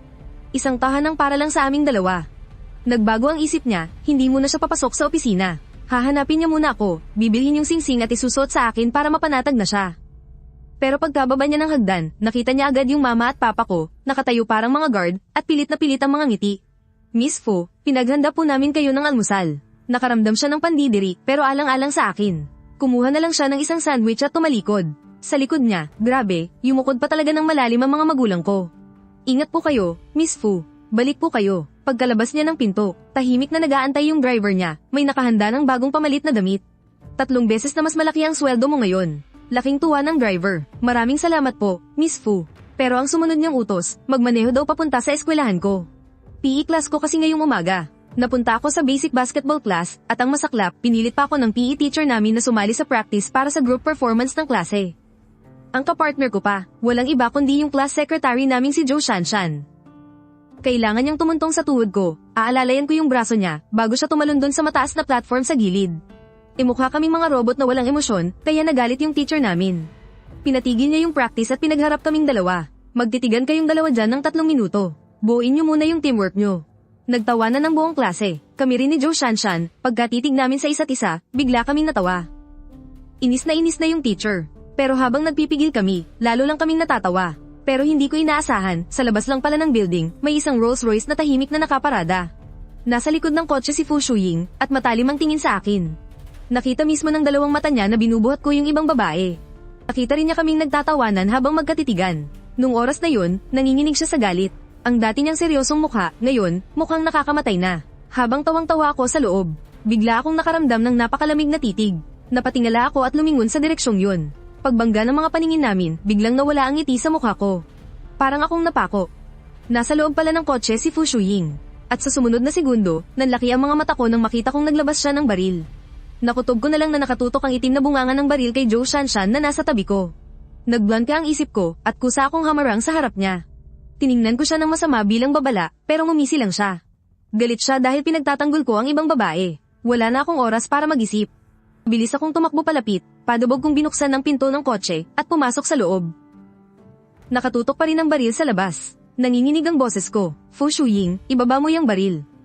Wala siyang reaksyon, tinitigil niya lang ako ng masama. Nanginginig na gusto ang mga kamay ko habang dahan-dahan kong hinawakan ang pulso niya. Sinusubukan kong ibaba ang baril niya. Nagmamakaawa at sinusubukan siyang amuin kaya mahina ko siyang tinawag. Mahal, pero marahan niyang idiniin ang hawakan ng baril sa baba ko, napakalamig ng boses niya. Ang kapal din naman ng mukha mong tawagin akong mahal. Nanlamig ang buong katawan ko sa lamig ng bakal na nakadikit sa balat ko. Nanginginig ang paghinga ko sa takot. Fu Shuying, mali ako, pasensya na, mali talaga ako. Kumalma ka muna, parang awa mo na. Diyos ko, hindi ko man lang alam kung anong ginawa ko. Pero sa ngayon, kailangan ko muna siyang pakalmayin. Pero lalo lang siyang nagalit. Ang mapapangasawa ko, ang lapit-lapit sa ibang babae, tapos papakalmahin mo ako. Nilapag niya ang baril sa gilid at biglang umupo sa hita ko. Puno ng galit at pagiging agresibo ang mga galaw niya. Nataranta ako, huwag dito. Nasa labas ang mga kaklase ko, nagmamakaawa ako sa'yo. Gusto ko lang namang makapag-aral ng maayos. Makagraduate ng tahimik at mamuhay ng normal. Pero dumating si Fu Shuying. Tinira niya ang lahat ng kapayapaan ko. Pakiramdam ko, dinurog ng husto ang pagkatao at dangal ko. Dahan-dahan siyang lumapit sa akin. Napaus ang boses ko, Fu Shuying, palayain mo na ako. Ayoko nang magpakasal sa'yo. Nanginginig sa sobrang lamig ang boses niya. Ulitin mo nga ang sinabi mo. Inipon ko ang buong lakas ko at isinigaw ang bawat salita. Aatras na ako sa kasal na to. Hindi na to pagmamahal, nakakulong na ako. Nakakasakal na yung pagiging makasarili mo. Kasabay ng pagdilim ng kalangitan ay ang pagbabali ng pag-asa ko. Unti-unting nanlamig ang puso ko. Tuluyan ang gumuho ang pasensya ko. Fu Shuying, hindi kita mamahalin, kahit kailan. Tulala lang ako habang nakatingin sa labas ng bintana, pero bigla niya akong niyakap ng sobrang higpit. At sa sumunod na segundo, may naramdaman akong mainit na likidong tumulo sa likod ko. Natigilan ako. Umiiyak ba si Fu Shuying? Napapikit ako ng bahagya, inisip kong guni-guni ko lang yun. Pero malinaw kong naramdaman na pilit niyang pinipigilan ang mga luha niya. Sagad na siya sa mga sinabi ko. Unti-unti ring nanlamig ang puso niya at nawala ng emosyon ng kanyang mga mata. Umiiyak siyang parang isang batang nawawala at walang magawa. Habang ako, pagod na talaga. Gusto niyang bumuo kami ng pamilya at makasama ako habang buhay. Pero ang gusto ko lang naman ay makatakas mula sa kanya. Ako ba ang may kasalanan?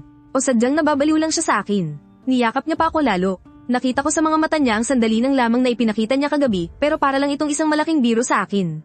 Chen, hindi kita pwedeng pakawalan at hindi ko gagawin yun. Sumuko na ako sa walang kwentang paglaban. Nilikha ba ako ng Diyos? Para lang maranasan ang lahat ng paghihirap na to. Tapos bigla na lang, kumalma ang boses ni Fu Shuying at parang nagmamakaawang lamambat ang tono nito.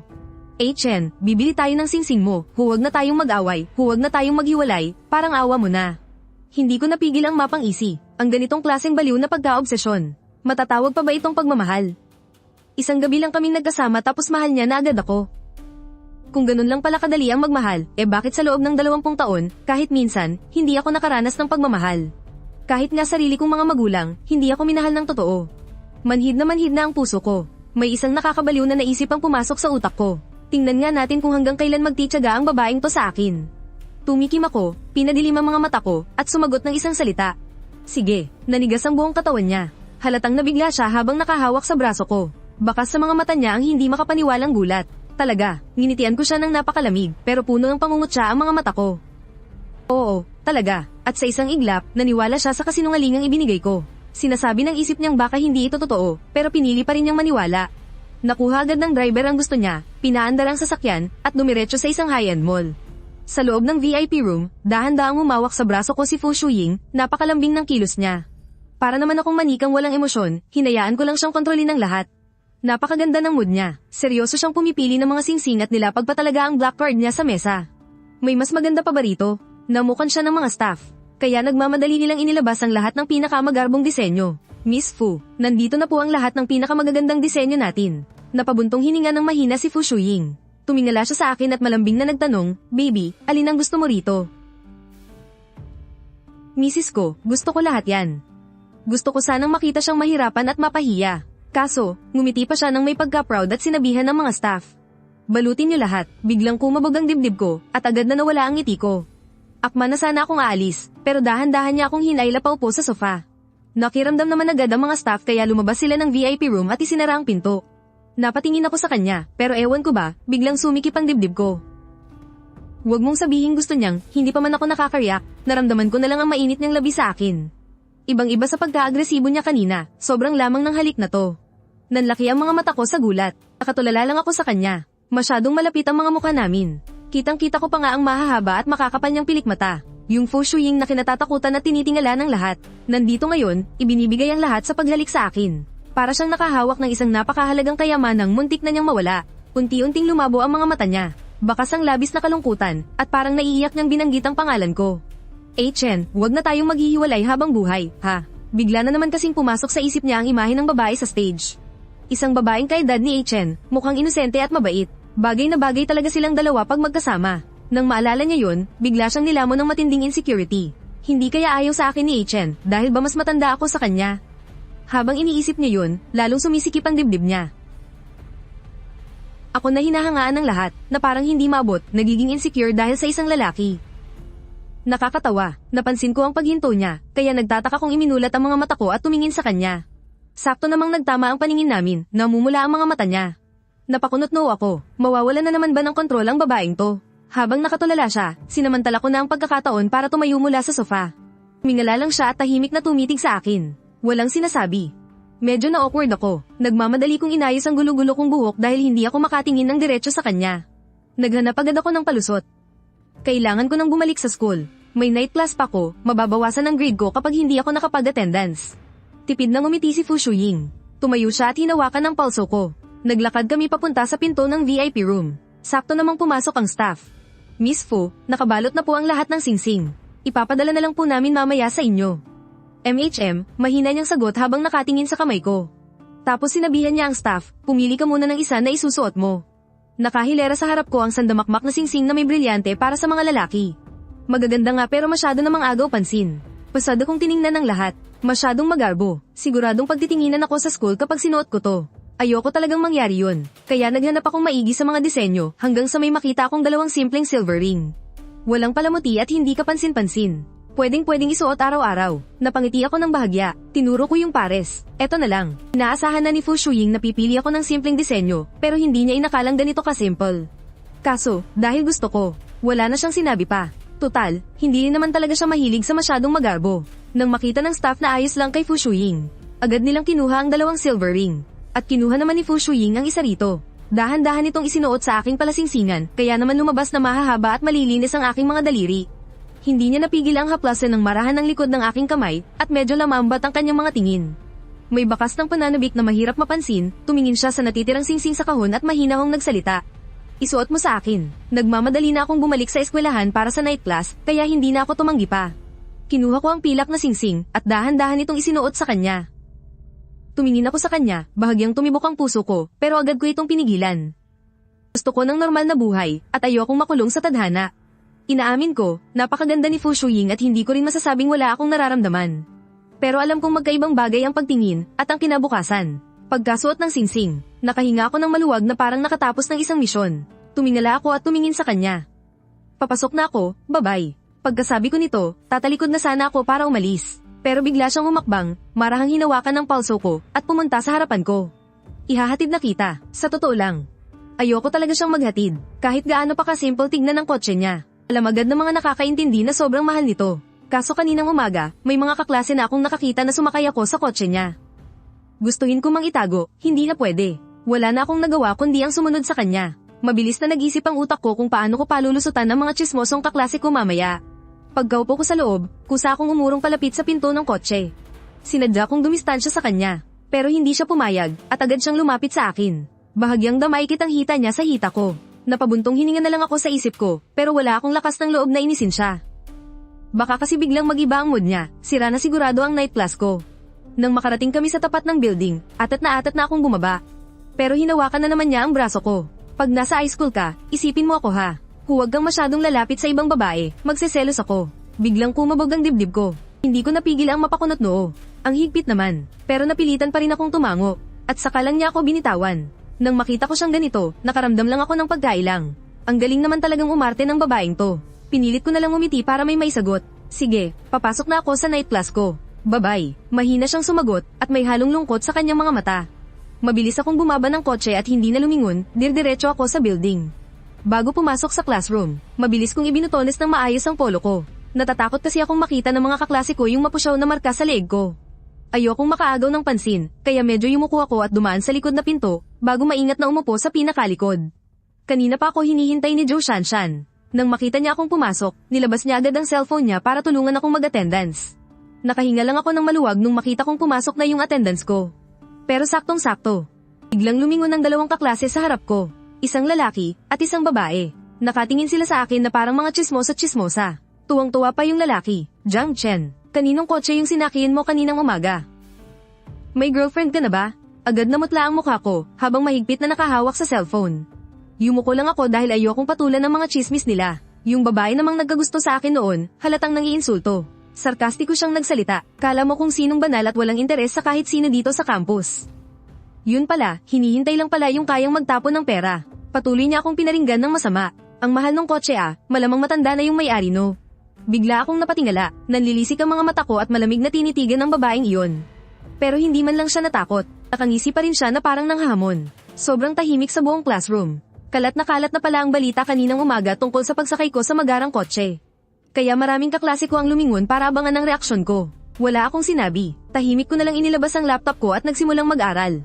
Lumaki ako sa ampunan, kaya mas masasakit na salita pa ang narinig ko kumpara dito. Hindi ako tinatablan ng ganitong klaseng pang-iinsulto. Hindi ko sila pinansin, pero lalong dumilim ang ekspresyon ng mukha ko. Jiang Chen. Magkano ka ba isang gabi? Ako na magbabayad sa'yo. Yumuko agad at nagtawanan ng ilang babae sa tabi, halatang nangiinsulto ang tono.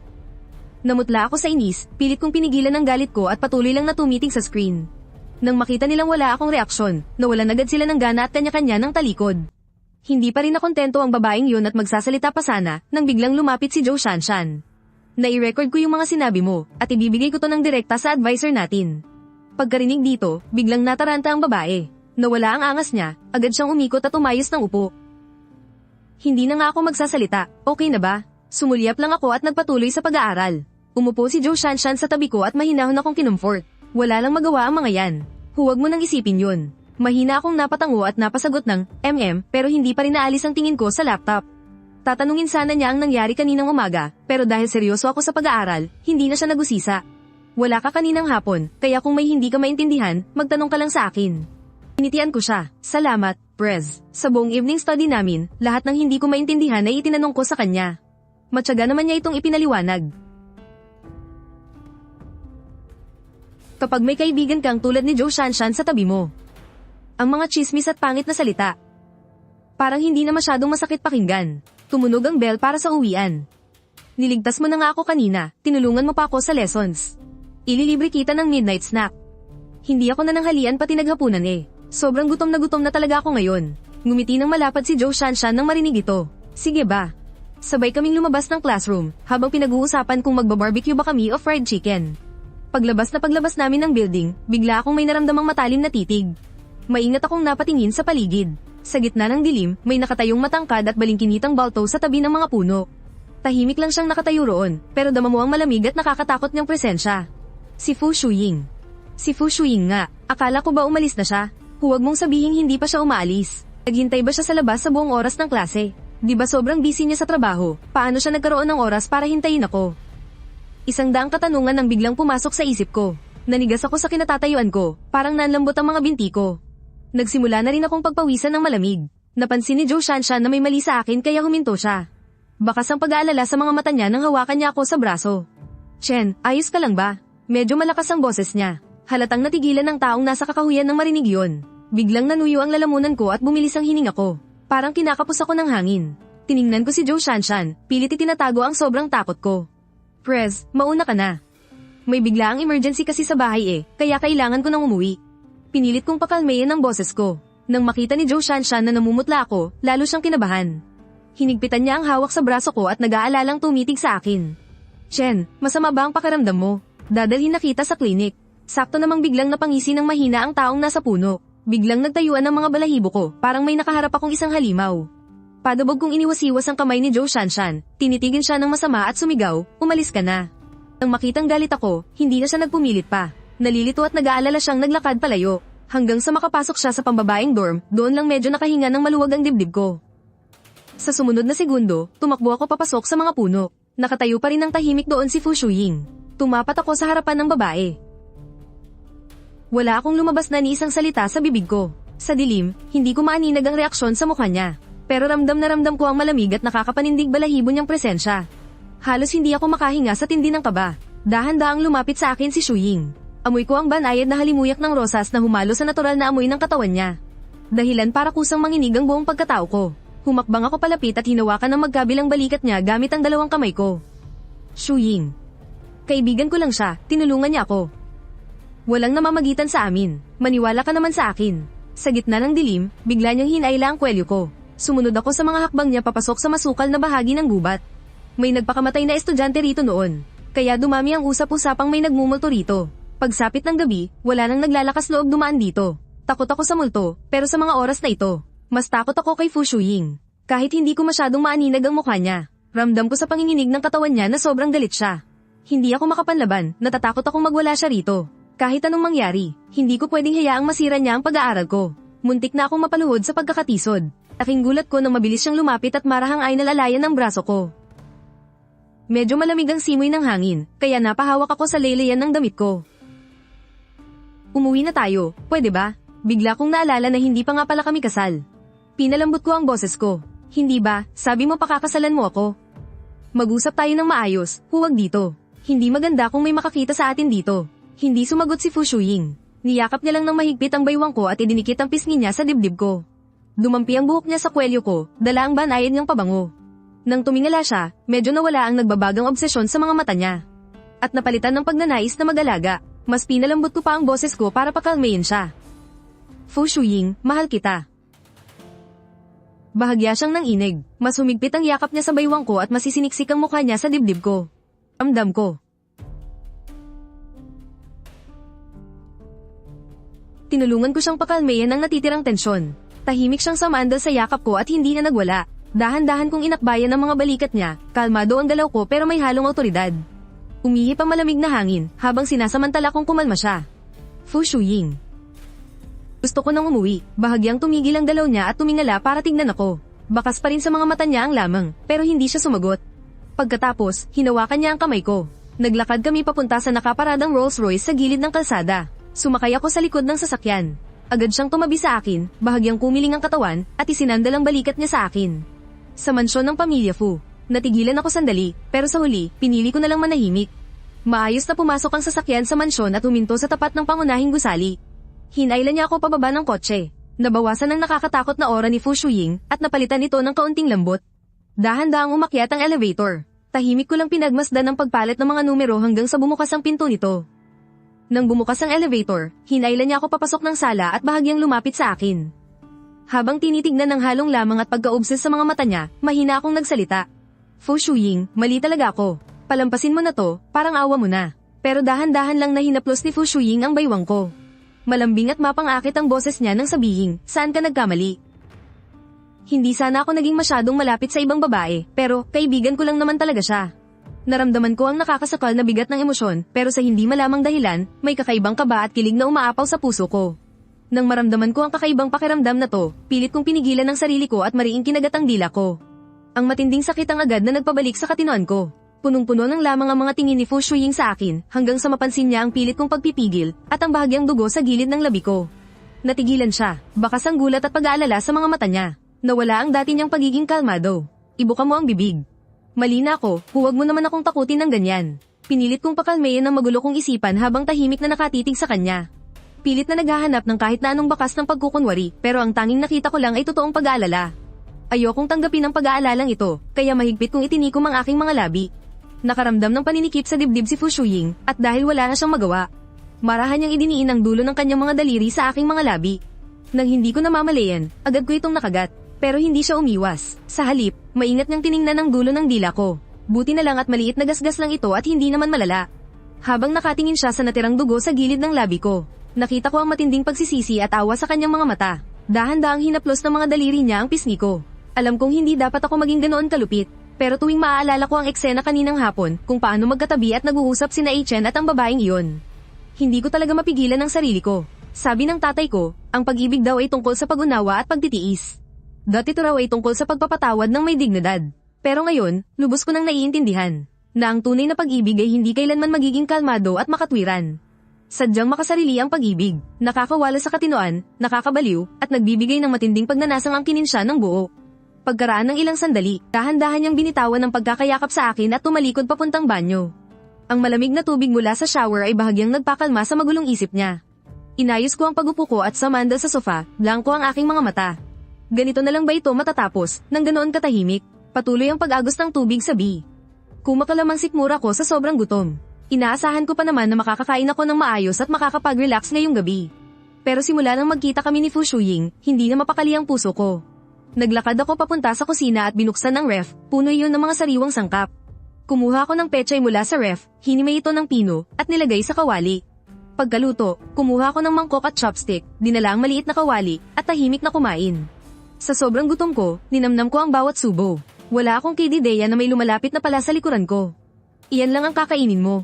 Nagulat ako, nabitawan ko ang mangkok at chopstick kaya nahulog ito sa sahig. Basag ang mangkok, nagkalat ang mga bubog. May isang pirasong samugat sa bukong-bukong ko. Dahan-dahang tumulo ang kaunting dugo. Agad na napuno ng pag-aalala ang mga mata ni Fu Shuying at mabilis siyang nagsalita. Huwag kang gumalaw, mag-ingat ka sa mga bubog, ako na ang aayos nito. Dahan-dahan siyang lumapit, maingat na iniwasan ng mga basag na bubog sa sahig hanggang sa makarating siya sa tabi ko. Isang buong araw kasi akong hindi kumain. Gusto ko lang naman sanang ipagluto ang sarili ko. Tumayo siya sa harapan ko. Bakas sa mga mata niya ang pinaghalong pag-aalala at inis. Dahan-dahang bumaba ang tingin niya sa maliit na sugat sa bukong-bukong ko. Hindi naman malalim pero patuloy pa rin ang pagdurugo. Tumalikod siya para kunin ang first aid kit. Tapos, lumapit siya at naupo sa tabi ko. Dahan-dahan niyang itinaas ang kamay niya, senyales na iabot ko ang sugatan kong paa, at buong atensyon niyang nilinis ang sugat ko. Dahil kakatapos niya lang maligo, amoy na amoy ko ang mabango at nakaka-relax niyang sabon. Hindi sinasadyang nagkatitigan kami, may naramdaman akong kakaibang kilig sa hangin. Pagkatapos niya itong linisin ng ilang beses, tumigil na rin ang pagdurugo. Maingat niya itong nilagyan ng band-aid, sa kanya lang binitiwan ng pako. Tumayo siya at naglakad papunta sa kusina. Tahimik akong sumandal sa sofa, habang may kaunting lungkot na dumaan sa puso ko. Akala ko pa naman paglabas niya galing banyo, may mangyayaring iba. Sa halip, dumiretso siya sa ref. Kinuha niya ang sariwang giniling na ginayak na ni ate kanina. Kasama na rin ang hiwang bell pepper. Binuksan niya ang kalan at nilagyan ng mantika, at biglang umalingaw-ngaw ang bango ng nilulutong karne na nakakatakam ng sobra. Tahimik ko siyang pinanood na kalmadong nagluluto sa kusina, at dahan-dahang binalot ng init at tuwa ang puso ko. Kinuha niya ang chopsticks at lumapit sa akin, dala ang isang mangkok ng mainit at umuusok na noodles. Masarap akong magluto, tikman mo. Wala talaga akong gana dahil sa sobrang bigat ng nararamdaman ko. Walang emosyon kong sinabi, wala akong ganang kumain ngayon. Pero madiin at hindi pwedeng tanggihan ng boses niya. Kahit konti lang, kumain ka. Tumabi siya sa akin, kumuha ng konting noodles gamit ang chopsticks, at itinapati yun sa mga labi ko. Ilang araw na rin kasing magulo ang isip ko, kaya hindi ako nakakakain ng maayos. Nagalangan ako ng saglit, pero ibinuka ko rin ang bibig ko at dahan-dahan itong kinain. Habang tahimik siyang nakatitig, matyaga niya akong sinubuan ng paunti-unti. Ang tahimik at kakaiba ng paligid, at hindi ko namalayan, naubos ko na pala ang isang buong mangkok. Nang makita niyang nakakain na rin ako ng maayos, nakita ko ang bahagyang ginhawa sa mga mata niya. Pagkatapos kong mabusog, unti-unting nawala ang bigat ng dibdib ko. Pero may kakaibang kaba akong naramdaman habang unti-unting lumalalim ang gabi. Hindi ko sinasadyang mapatingin sa kanya. At nang maramdaman niyang lumalapit ako, bigla siyang tumingin sa akin, at nagkasalubong ang aming mga mata. Bahagyang naningkit ang mga basa-basa niyang mata na tila may pilit inaalam. Agad akong natauhan. Kalmado at malinaw ko siyang kinausap. Gabi na, may klase pa ako bukas, uuwi na ako. Tinitigil niya ako, dinala kita rito sa 12 palapag. Para hindi ka na umuwi, bakas sa mga mata ko ang matinding pagkalito. Unti-unting gumapang ang takot sa dibdib ko. Anong ibig mong sabihin? Mula ngayon, dito ka natitira. Hindi pwede, mabilis akong umiling, nang makita niya kung gaano ako kakontra. Muling sumiklab ang pilit niyang pinipigil ang emosyon. Hindi niya ako inalisan ng tingin, kaya wala akong nagawa kundi mapabuntong hininga. Tumingala siya at tumitig sa akin. Pasayahin mo ako, biglang sumikip ang dibdib ko, at dahan-dahan akong lumingon sa kanya. Halos nagmamakaawa ang boses ko. Huwag namang ganito. Pagkakita niya sa malamig at malayo kong reaksyon, biglang nag-flash sa isip niya ang nangyari kaninang hapon. Nagagawa ni na Chen at Joe Shanshan na magtawanan at mag-usap tungkol sa midnight snack habang magkasama, bakit pagdating sa kanya, puro pagtanggi at panlalamig lang ang nakukuha niya. Dalian mo, dahil natakot ako sa puwersa ng emosyon niya. Yumuko ako at hinalikan ng makinis niyang pisngi. At doon na tuluyang sumabog ang damdamin niya. Kahit ilang beses ko nang ipinaliwanag na magkaibigan lang talaga kami ni Joe Shanshan at wala nang iba. Hindi pa rin maniwala-niwala si Fu Shuying. Wala na akong lakas para magpaliwanag pa. Nanatili na lang akong tahimik sa gitna ng mabigat na tensyon namin. Kinaumagahan, pumasok ako sa banyo. Sobrang sikip ng dibdib ko at sagad na ang pagod ko. Paulit-ulit akong naghilamos, umaasang mahuhugasan nito ang inis at bigat sa puso ko. Tapos, naramdaman kong dahan-dahang lumapit si Fu Shuying sa likod ko at tahimik na tumayo sa may pintuan. Nandun pa rin ang nakakabaliw niyang pagiging possessive. Ang ilang araw na pagdududa, selos, at takot ang dahilan kaya hindi pa rin siya kumakalma. Tiningnan ko ang refleksyon niya sa salamin, puno ng matinding pagkasuko. Nauubos na kami sa mga away na to, pero pinipilit niya pa rin kaming ikulong sa ganitong sitwasyon. Ubos na ang lakas ko sa walang katapusang labanan ng isip na ito. Pamantong hininga ako ng malalim, muling humiga sa kama, at sa wakas ay nakatulog sa sobrang pagod. Nang magising ako, 10 oras na ng gabi at sobrang kumakalam na ang sikmura ko. Dahan-dahan kong inalis ang pagkakayakap ng braso niya, bumangon ng nakayapak, at naglakad papunta sa walk-in closet. Napatingin ako sa cabinet, sa tabi ng maayos na hilera ng mga damit niya, may mga bago at nakasabit na damit panlalaki, at lahat iyon ay saktong-sakto sa sukat ko.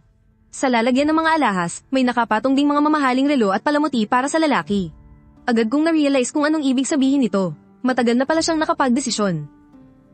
Gusto niya akong ikulong sa mundong ito, para atali at hindi na makaalis sa tabi niya. Pero sa mga oras na ito, mas nanaigang matinding gutom ko kaysa sa pag-iisip. Nagsuot na lang ako ng maluwag na damit at nagmamadaling pumasok sa kusina. Pagbukas ko ng ref at nang makita ko ang napakaraming pagkain doon, tuluyan ang sumabog ang kanina ko pa pinipigilang gutom. Naupo ako sa sahig at walang habas na lumamon. Dahil sa matagal na pagod ng isip at damdamin, sa pagkain ko na lang idinadaan para lang mapunan ng matinding puwang at kawalan sa puso ko. Nagkalat ang mga balat ng pagkain sa buong sahig, habang lunod na lunod ako sa walang tigil na pagsubok. Ginagawa ko to para kahit paano'y gaman ng sakit at matinding pangungulila ko. Samantala sa kabilang banda, biglang naalimpungatan si Fu Shuying mula sa pagkakatulog dahil sa isang masamang panaginip. Napanaginipan niyang hinubad ko raw ang couple ring namin at marahas siyang itinaboy. Tuluyan daw akong tumalikod at umalis nang hindi man lang lumilingon. Agad na binalot ng matinding takot ang buo niyang pagkatao, at nang imulat niya ang kanyang mga mata, wala siyang katabi. Biglang sumikip ang dibdib niya kaya agad siyang bumangon para hanapin ako. Sa ilalim ng malamlam na ilaw, nakita niya akong mag-isang nakaupo sa malamig na sahig. Nagkalat ang mga mumo sa paligid habang walang tigil kong isinusubo ang mga tinapay. Mukha akong kawawa at seryosong napag-iwanan ng mundo. Napahinto siya sa paglalakad. Tiningnan niya ang nakabukas na ref at ang makalat na sahig. Biglang kumirat ang puso niya.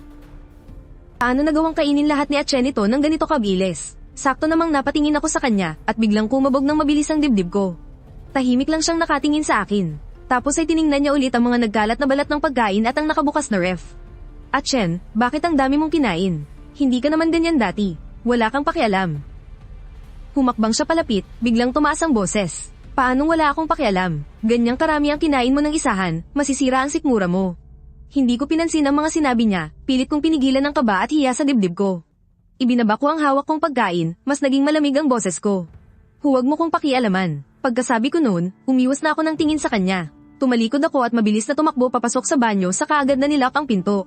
Matindi ang pag-ikot ng sikmura ko at parang gusto kong samuka. Yumuko ako at nagsimulang samuka ng samuka hanggang sa mawalan ng laman ng tiyan ko.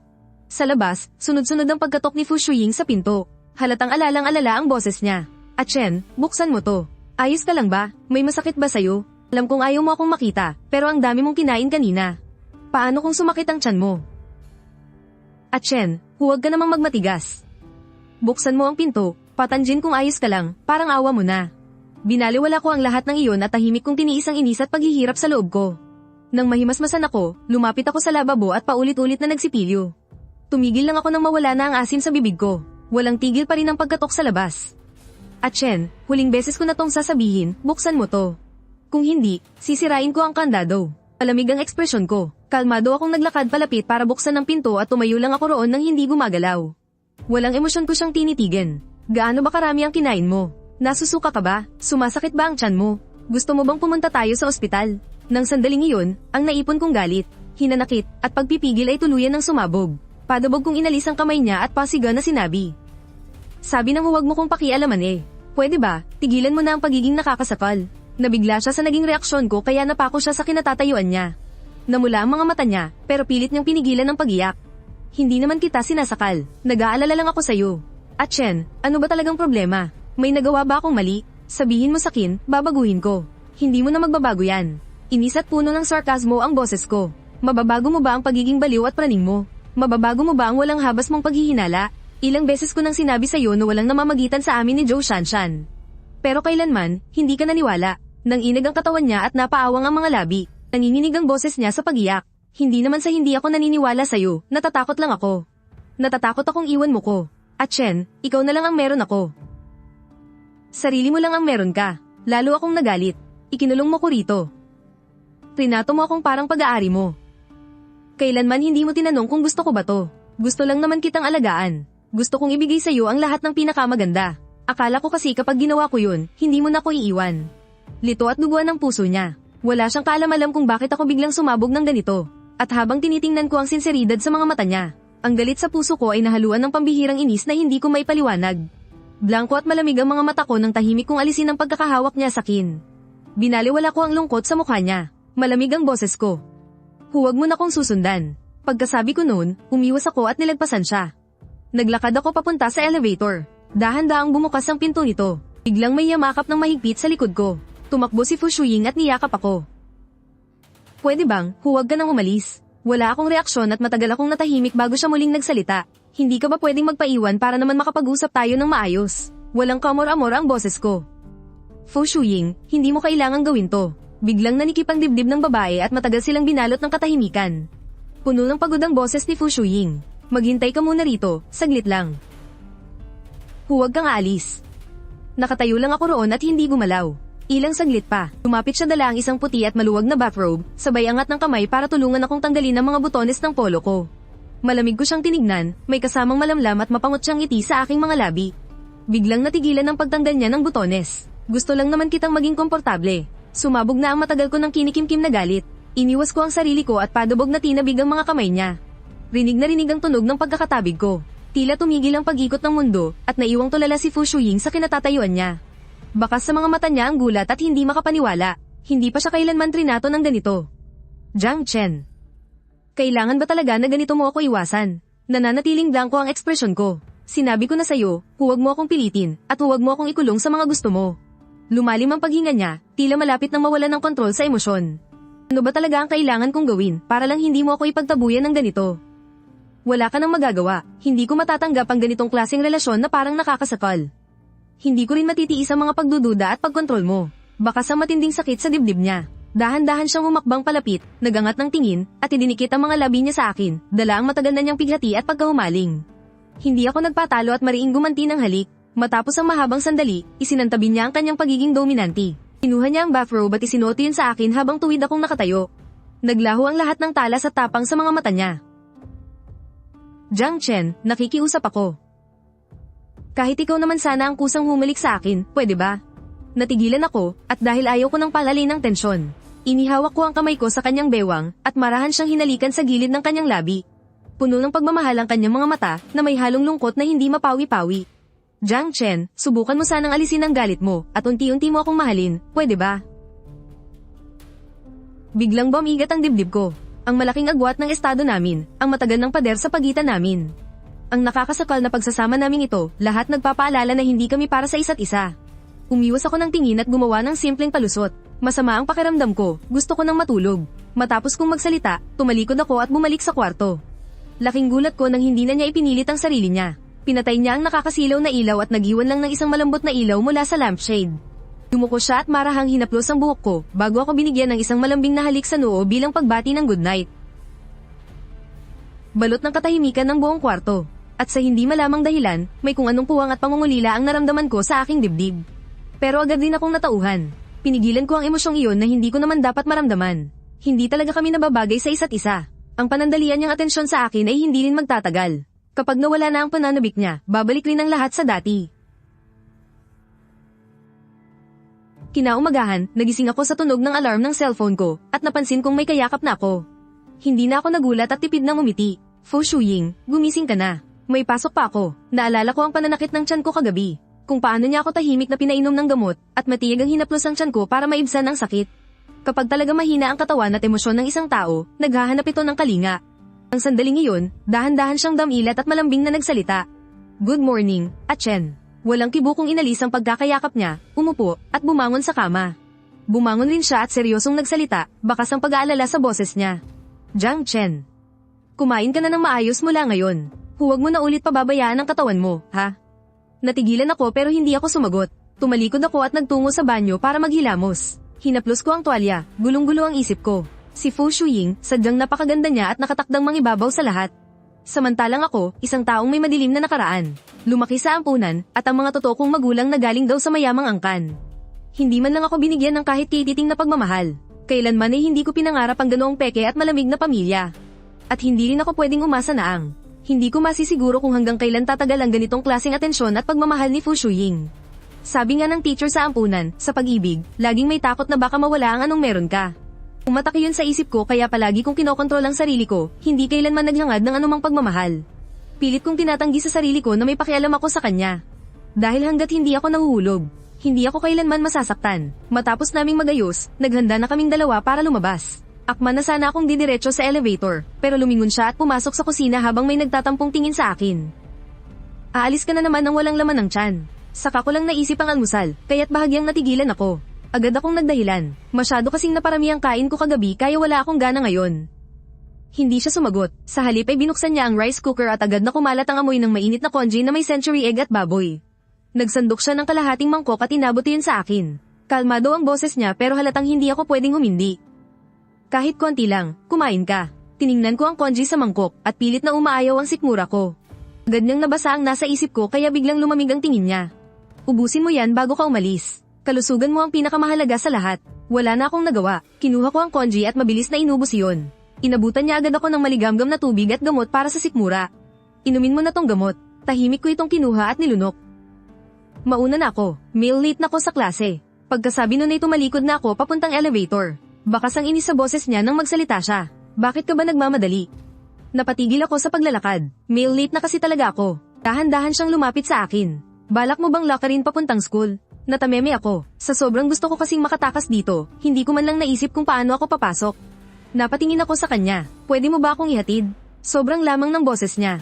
Kiss muna. Ihahatid kita kung hahalikan mo ko, okay ba? Napatigil ako saglit. Saglit kong hinagkan ang gilid ng labi niya. Kulang pa. Mahinang sambit niya. Ayoko nang pahabain pa ang usapan, kaya lumapit ulit ako at mabilis siyang hinalikan sa labi. Dahan-dahan kaming naghiwalay pagkatapos ng ilang sandali, tahimik at kalmado ang paligid. Itinaas niya ang kamay niya at maingat na inayos ang butones ng polo ko. Pag-uwi mo mamayang gabi, tabihan mo ko, ha? Iniwas ko ang paningin ko, at blanko ang mukhang hindi ko siya sinagot. Tumalikod na lang ako at pumasok sa elevator. Dahan-dahang sumara ang pinto ng elevator, kasabay ng pagtaboy ko sa asang-asa at malambing na mga mata ni Fu Shuying. Samandal ako sa malamig na pader ng elevator at napabuntong hininga ng malalim. Ang mga nangyayari sa akin nitong mga nakaraang araw ay parang isang lambat na sumasakal sa akin. Na nakakulong ng tuluyan sa pagkatao ko. Akala ko magkakaroon na ako ng tahimik na buhay, pero dahil sa isang patibong kung saan pinainom nila ako ng gamot. Napasok ako sa magulong buhay na kasama si Fu Shuying. Maayos na nakarating ang sasakyan sa tapat ng eskwelahan. Pagkabukas ko ng pinto ng kotse ay dirdiretso na akong pumasok ng hindi lumilingon. Wala akong lakas ng loob na salubungin ang tingin ni Fu Shuying sa rearview mirror. Pagkapasok ko sa classroom, agad lumapit sa akin si Zhou Shanshan habang yakap-yakap ang mga notebook. Jiang Chen, bigla ka na lang kasing umalis kahapon. Wala namang masamang nangyari, di ba? Biglang kinabahan ng dibdib ko, pero agad akong umiling. Wala to, may emergency lang sa bahay. Mabuti na lang at hindi na nagtanong pa si Zhou Shanshan. Iniabot lang niya ang mga notes sa akin. Ito yung mga importanteng na mismo kahapon. Inayos ko na para sa'yo. Kinuha ko ang mga notes. Nang madikit ang daliri ko sa may init niyang kamay, bigla akong napatras. Pagkatapos kasi ng mga sunod-sunod na gulo, takot na talaga akong mapalapit ng husto sa kahit sinong babae. Saktong-sakto, pumasok ang ilang bodyguard na nakaitim na suot. Mr. Jiang, iniutos po ni Miss Fu na bantayan namin kayo buong araw para sa kaligtasan nyo. Agad na napatingin sa akin ang buong klase. May nagtataka, naiinggit, at may ilan ding nandidiri. Parang mga karayom na tumutusok sa akin ng mga bulungan nila. Naikayam ko ang mga kamao ko. Hindi ko kayo kailangan. Umalis na kayo. Nanatiling magalang ang pinuno ng mga bodyguard. Mr. Jiang, utos po ito ni Miss Fu. Hindi po kami pwedeng sumuway. Alam ko namang kapag nakapagdesisyon na si Fu Shuying, wala nang bawian yon. Yumuko ako sa mesa at ibinawan ng mukha ko sa aking mga braso, punong-puno ng pagod ang puso ko. Hindi ko naman ginasto ang ganitong atensyon o ang maging manugang ng pamilya Fu. Gusto ko lang namang mag-aral ng normal. Makahanap lang sana ng isang maayos na trabaho pagka-graduate at makalayo sa lahat ng mga intriga at nakakasakal na paghihigpit. Buong araw sa klase, lutang ang isip ko. Paulit-ulit na bumabalik sa isip ko ang mukha ni Fu Shuying, ang pagiging paladesisyon niya, ang pagiging malambing, ang pagka-obsessed, at ang kanyang kahinaan. Para itong mga litrato na nag-aagawan sa paningin ko. Kasi, kailangan kong aminin. Ang babaeng ito na kinatatakutan mapa-underground man o sa business world, ay matagal na palang nag-iwan ng malalim na marka sa puso ko. Takot lang talaga akong aminin, at takot din akong tanggapin iyon. Dahil takot akong iwanan na naman. Nang tumunog ang bell para sa uwian. Paglabas ko ng building, nakaparada na agad sa harap ko ang pamilyar na Rolls Royce. Nakaupo sa likod si Shuying. At Chen, halika rito. Nagalangan pa ako ng kaunti, pero yumuko rin ako at sumakay. Agad siyang lumapit at natural na yamakap sa braso ko. Ipinatong niya ang ulo niya sa balikat ko, habang unti-unting pumapasok sa ilong ko ang mabangong amoy ng rosas mula sa kanya. Medyo nawala ang kaba sa dibdib ko. Nagpakabait ka ba sa school ngayon? Malambing ang boses niya, parang kinakausap ang isang bata. Tanging sagot ko at hindi na nagsalita pa. Napansin yata niya na malungkot ako, kaya hinaplos niya ang pisngi ko. Ayaw mo ba na sinusundan ka ng mga bodyguard? Sige, papaalisin ko na sila. Napatingin ako ng diretso sa kanya, gulat na gulat. Akala ko magmamatigas na naman siya, hindi ko inasahang magpaparaya siya para sa akin. At Chen, alam kong nazakaw kita noon. Ang gusto ko lang kasi palagi, nakatali ka lang sa tabi ko, nakalimutan ko nang isipin ang nararamdaman mo. Takot lang kasi akong iwan mo ako. Takot akong bigla ka na lang maglaho na parang bula. Lumaki ako sa pamilya Fu. Sanay na ako sa lahat ng kasinungalingan at panlilinlang. Pero wala pang naging katulad mo, na gusto kong protektahan kahit buhay ko pa ang kapalit. Babaguhin ko ang pagiging obsessed ko, babaguhin ko ang pagdududa ko. Huwag mo lang sana akong itaboy. Nang makita ko ang lungkot sa mga mata niya, lamambat ang puso ko. Lahat ng pag-aalinlangan at pag-iwas ko noon, bigla na lang naglaho. Pagbalik ng sasakyan sa mansyon ng pamilya Fu, pagpasok pa lang namin sa main door ay may narinig na kaming nag-iiyakan at nagkakagulo. Nakaluhod sa gitna ng sala sina Fu Yi at Jiang Yibay, habang halos sumabog na sa galit ang mukha ni Lolo Fu. Nakatayo lang sa gilid ang mga magulang ni Jiang Yibay, kaya agad kong naintindihan kung anong nangyayari. Maniningil na ng utang si Fu Shuying. Hinawakan niya ang kamay ko. At naglakad kami papunta sa gitna ng sala. Biglang nanlamig at tumahimik ang buong paligid. Fu Yi, nilagyan mo ng droga ang inumin ni Chen, at nak. Ang balak niyong pagpadala sa kanya sa hilagang Myanmar, oras na para pagbayaran niyo yan. Kasing lamig ng yelo ang boses niya, walang bahid ng awa. Tita, mali po ako. Hindi ko na po uulitin, parang awa niyo na, patawarin niyo ako. Namumutla rin sa takot si Jiang Yibay. Miss Fu, nilinlang lang ako ni Fu Yi. Parang awa niyo na, palampasin niyo na po ako. May dumaang nakakamatay na tingin sa mga mata ni Fu Shuying. Ginalaw mo ang tao ko, kaya magbabayad ka. Lolo, napakasama ng ugali ni Fu Yi at hindi siya karapat-dapat maging bahagi ng pamilya. Itakwil siya, habang buhay siyang pinagbabawalang tumuntong sa mansyon ng mga Fu. Pinagbintangan ni Jiang Yibay si Jiang Chen. Tanggalin ang lahat ng karapatan niya sa pamilya Jiang. Ang mga negosyo ng mga Jiang sa Timog Silangang Asya. Bawiin lahat, walang pag-aatubiling tumango at pumayag si Lolo Fu. Gawin niyo ang sinabi ni Shuying. Namutla ng husto ang mga magulang ni Jiang. At wala silang lakas ng loob na yumangal kahit konti. Habang pinapanood ko sina Fu Yi at Jiang Yizi na kaawa-awang kinakaladkad ng mga bodyguard, wala akong naramdamang tuwa, kundi purong kapanatagan ng loob. Sa wakas, nakuha rin ng mga masasama ang nararapat na parusa para sa kanila. Pagkatapos ayusin ang lahat, hinawakan ni Fu Shuying ang kamay ko at bumalik kami sa kwarto sa 12 palapag. Hindi na siya naging mapilit at agresibo sa paglapit tulad ng dati, tahimik lang siyang umupo sa tabi ko. Chen, simula ngayon, wala nang mga api sa'yo. Tiningnan ko siya, dahan-dahang inabot ang mga kamay ko, at marahan siyang niyakap. Ito ang unang beses na kusa ko siyang niyakap. Saglit na nanigas ang katawan niya, pero agad din siyang yamakap ng mahigpit sa akin. Shuying, hindi sa hindi kita gusto, natatakot ako na baka nadadala ka lang ng panandaliang emosyon. Natatakot ako na baka hindi ako sapat para sa'yo. Chen, sa puso ko, ikaw na ang pinakamabuti. Kapag ako, si Fu Shuying, ang pumili sa isang tao, hindi na yun magbabago pang habang buhay. Wala akong pakialam kung ano man ang nakaraan o estado mo sa buhay. Ikaw lang mismo ang mahalaga sa akin. Nang gabing iyon, natulog lang kaming magkayakap. Ang pantay niyang paghinga sa aking leeg ay mainit at nakakapagpakalma. Sa unang pagkakataon, napakahimbing ng tulog ko, walang bangungot, walang kaba. Tanging lubos na kapayapaan lang.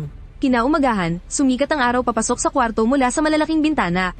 At tumama ito sa amin. Nakadilat na si Fu Shuying at nakatingin sa akin. Bakas ang labis na pagmamahal sa kanyang mga mata.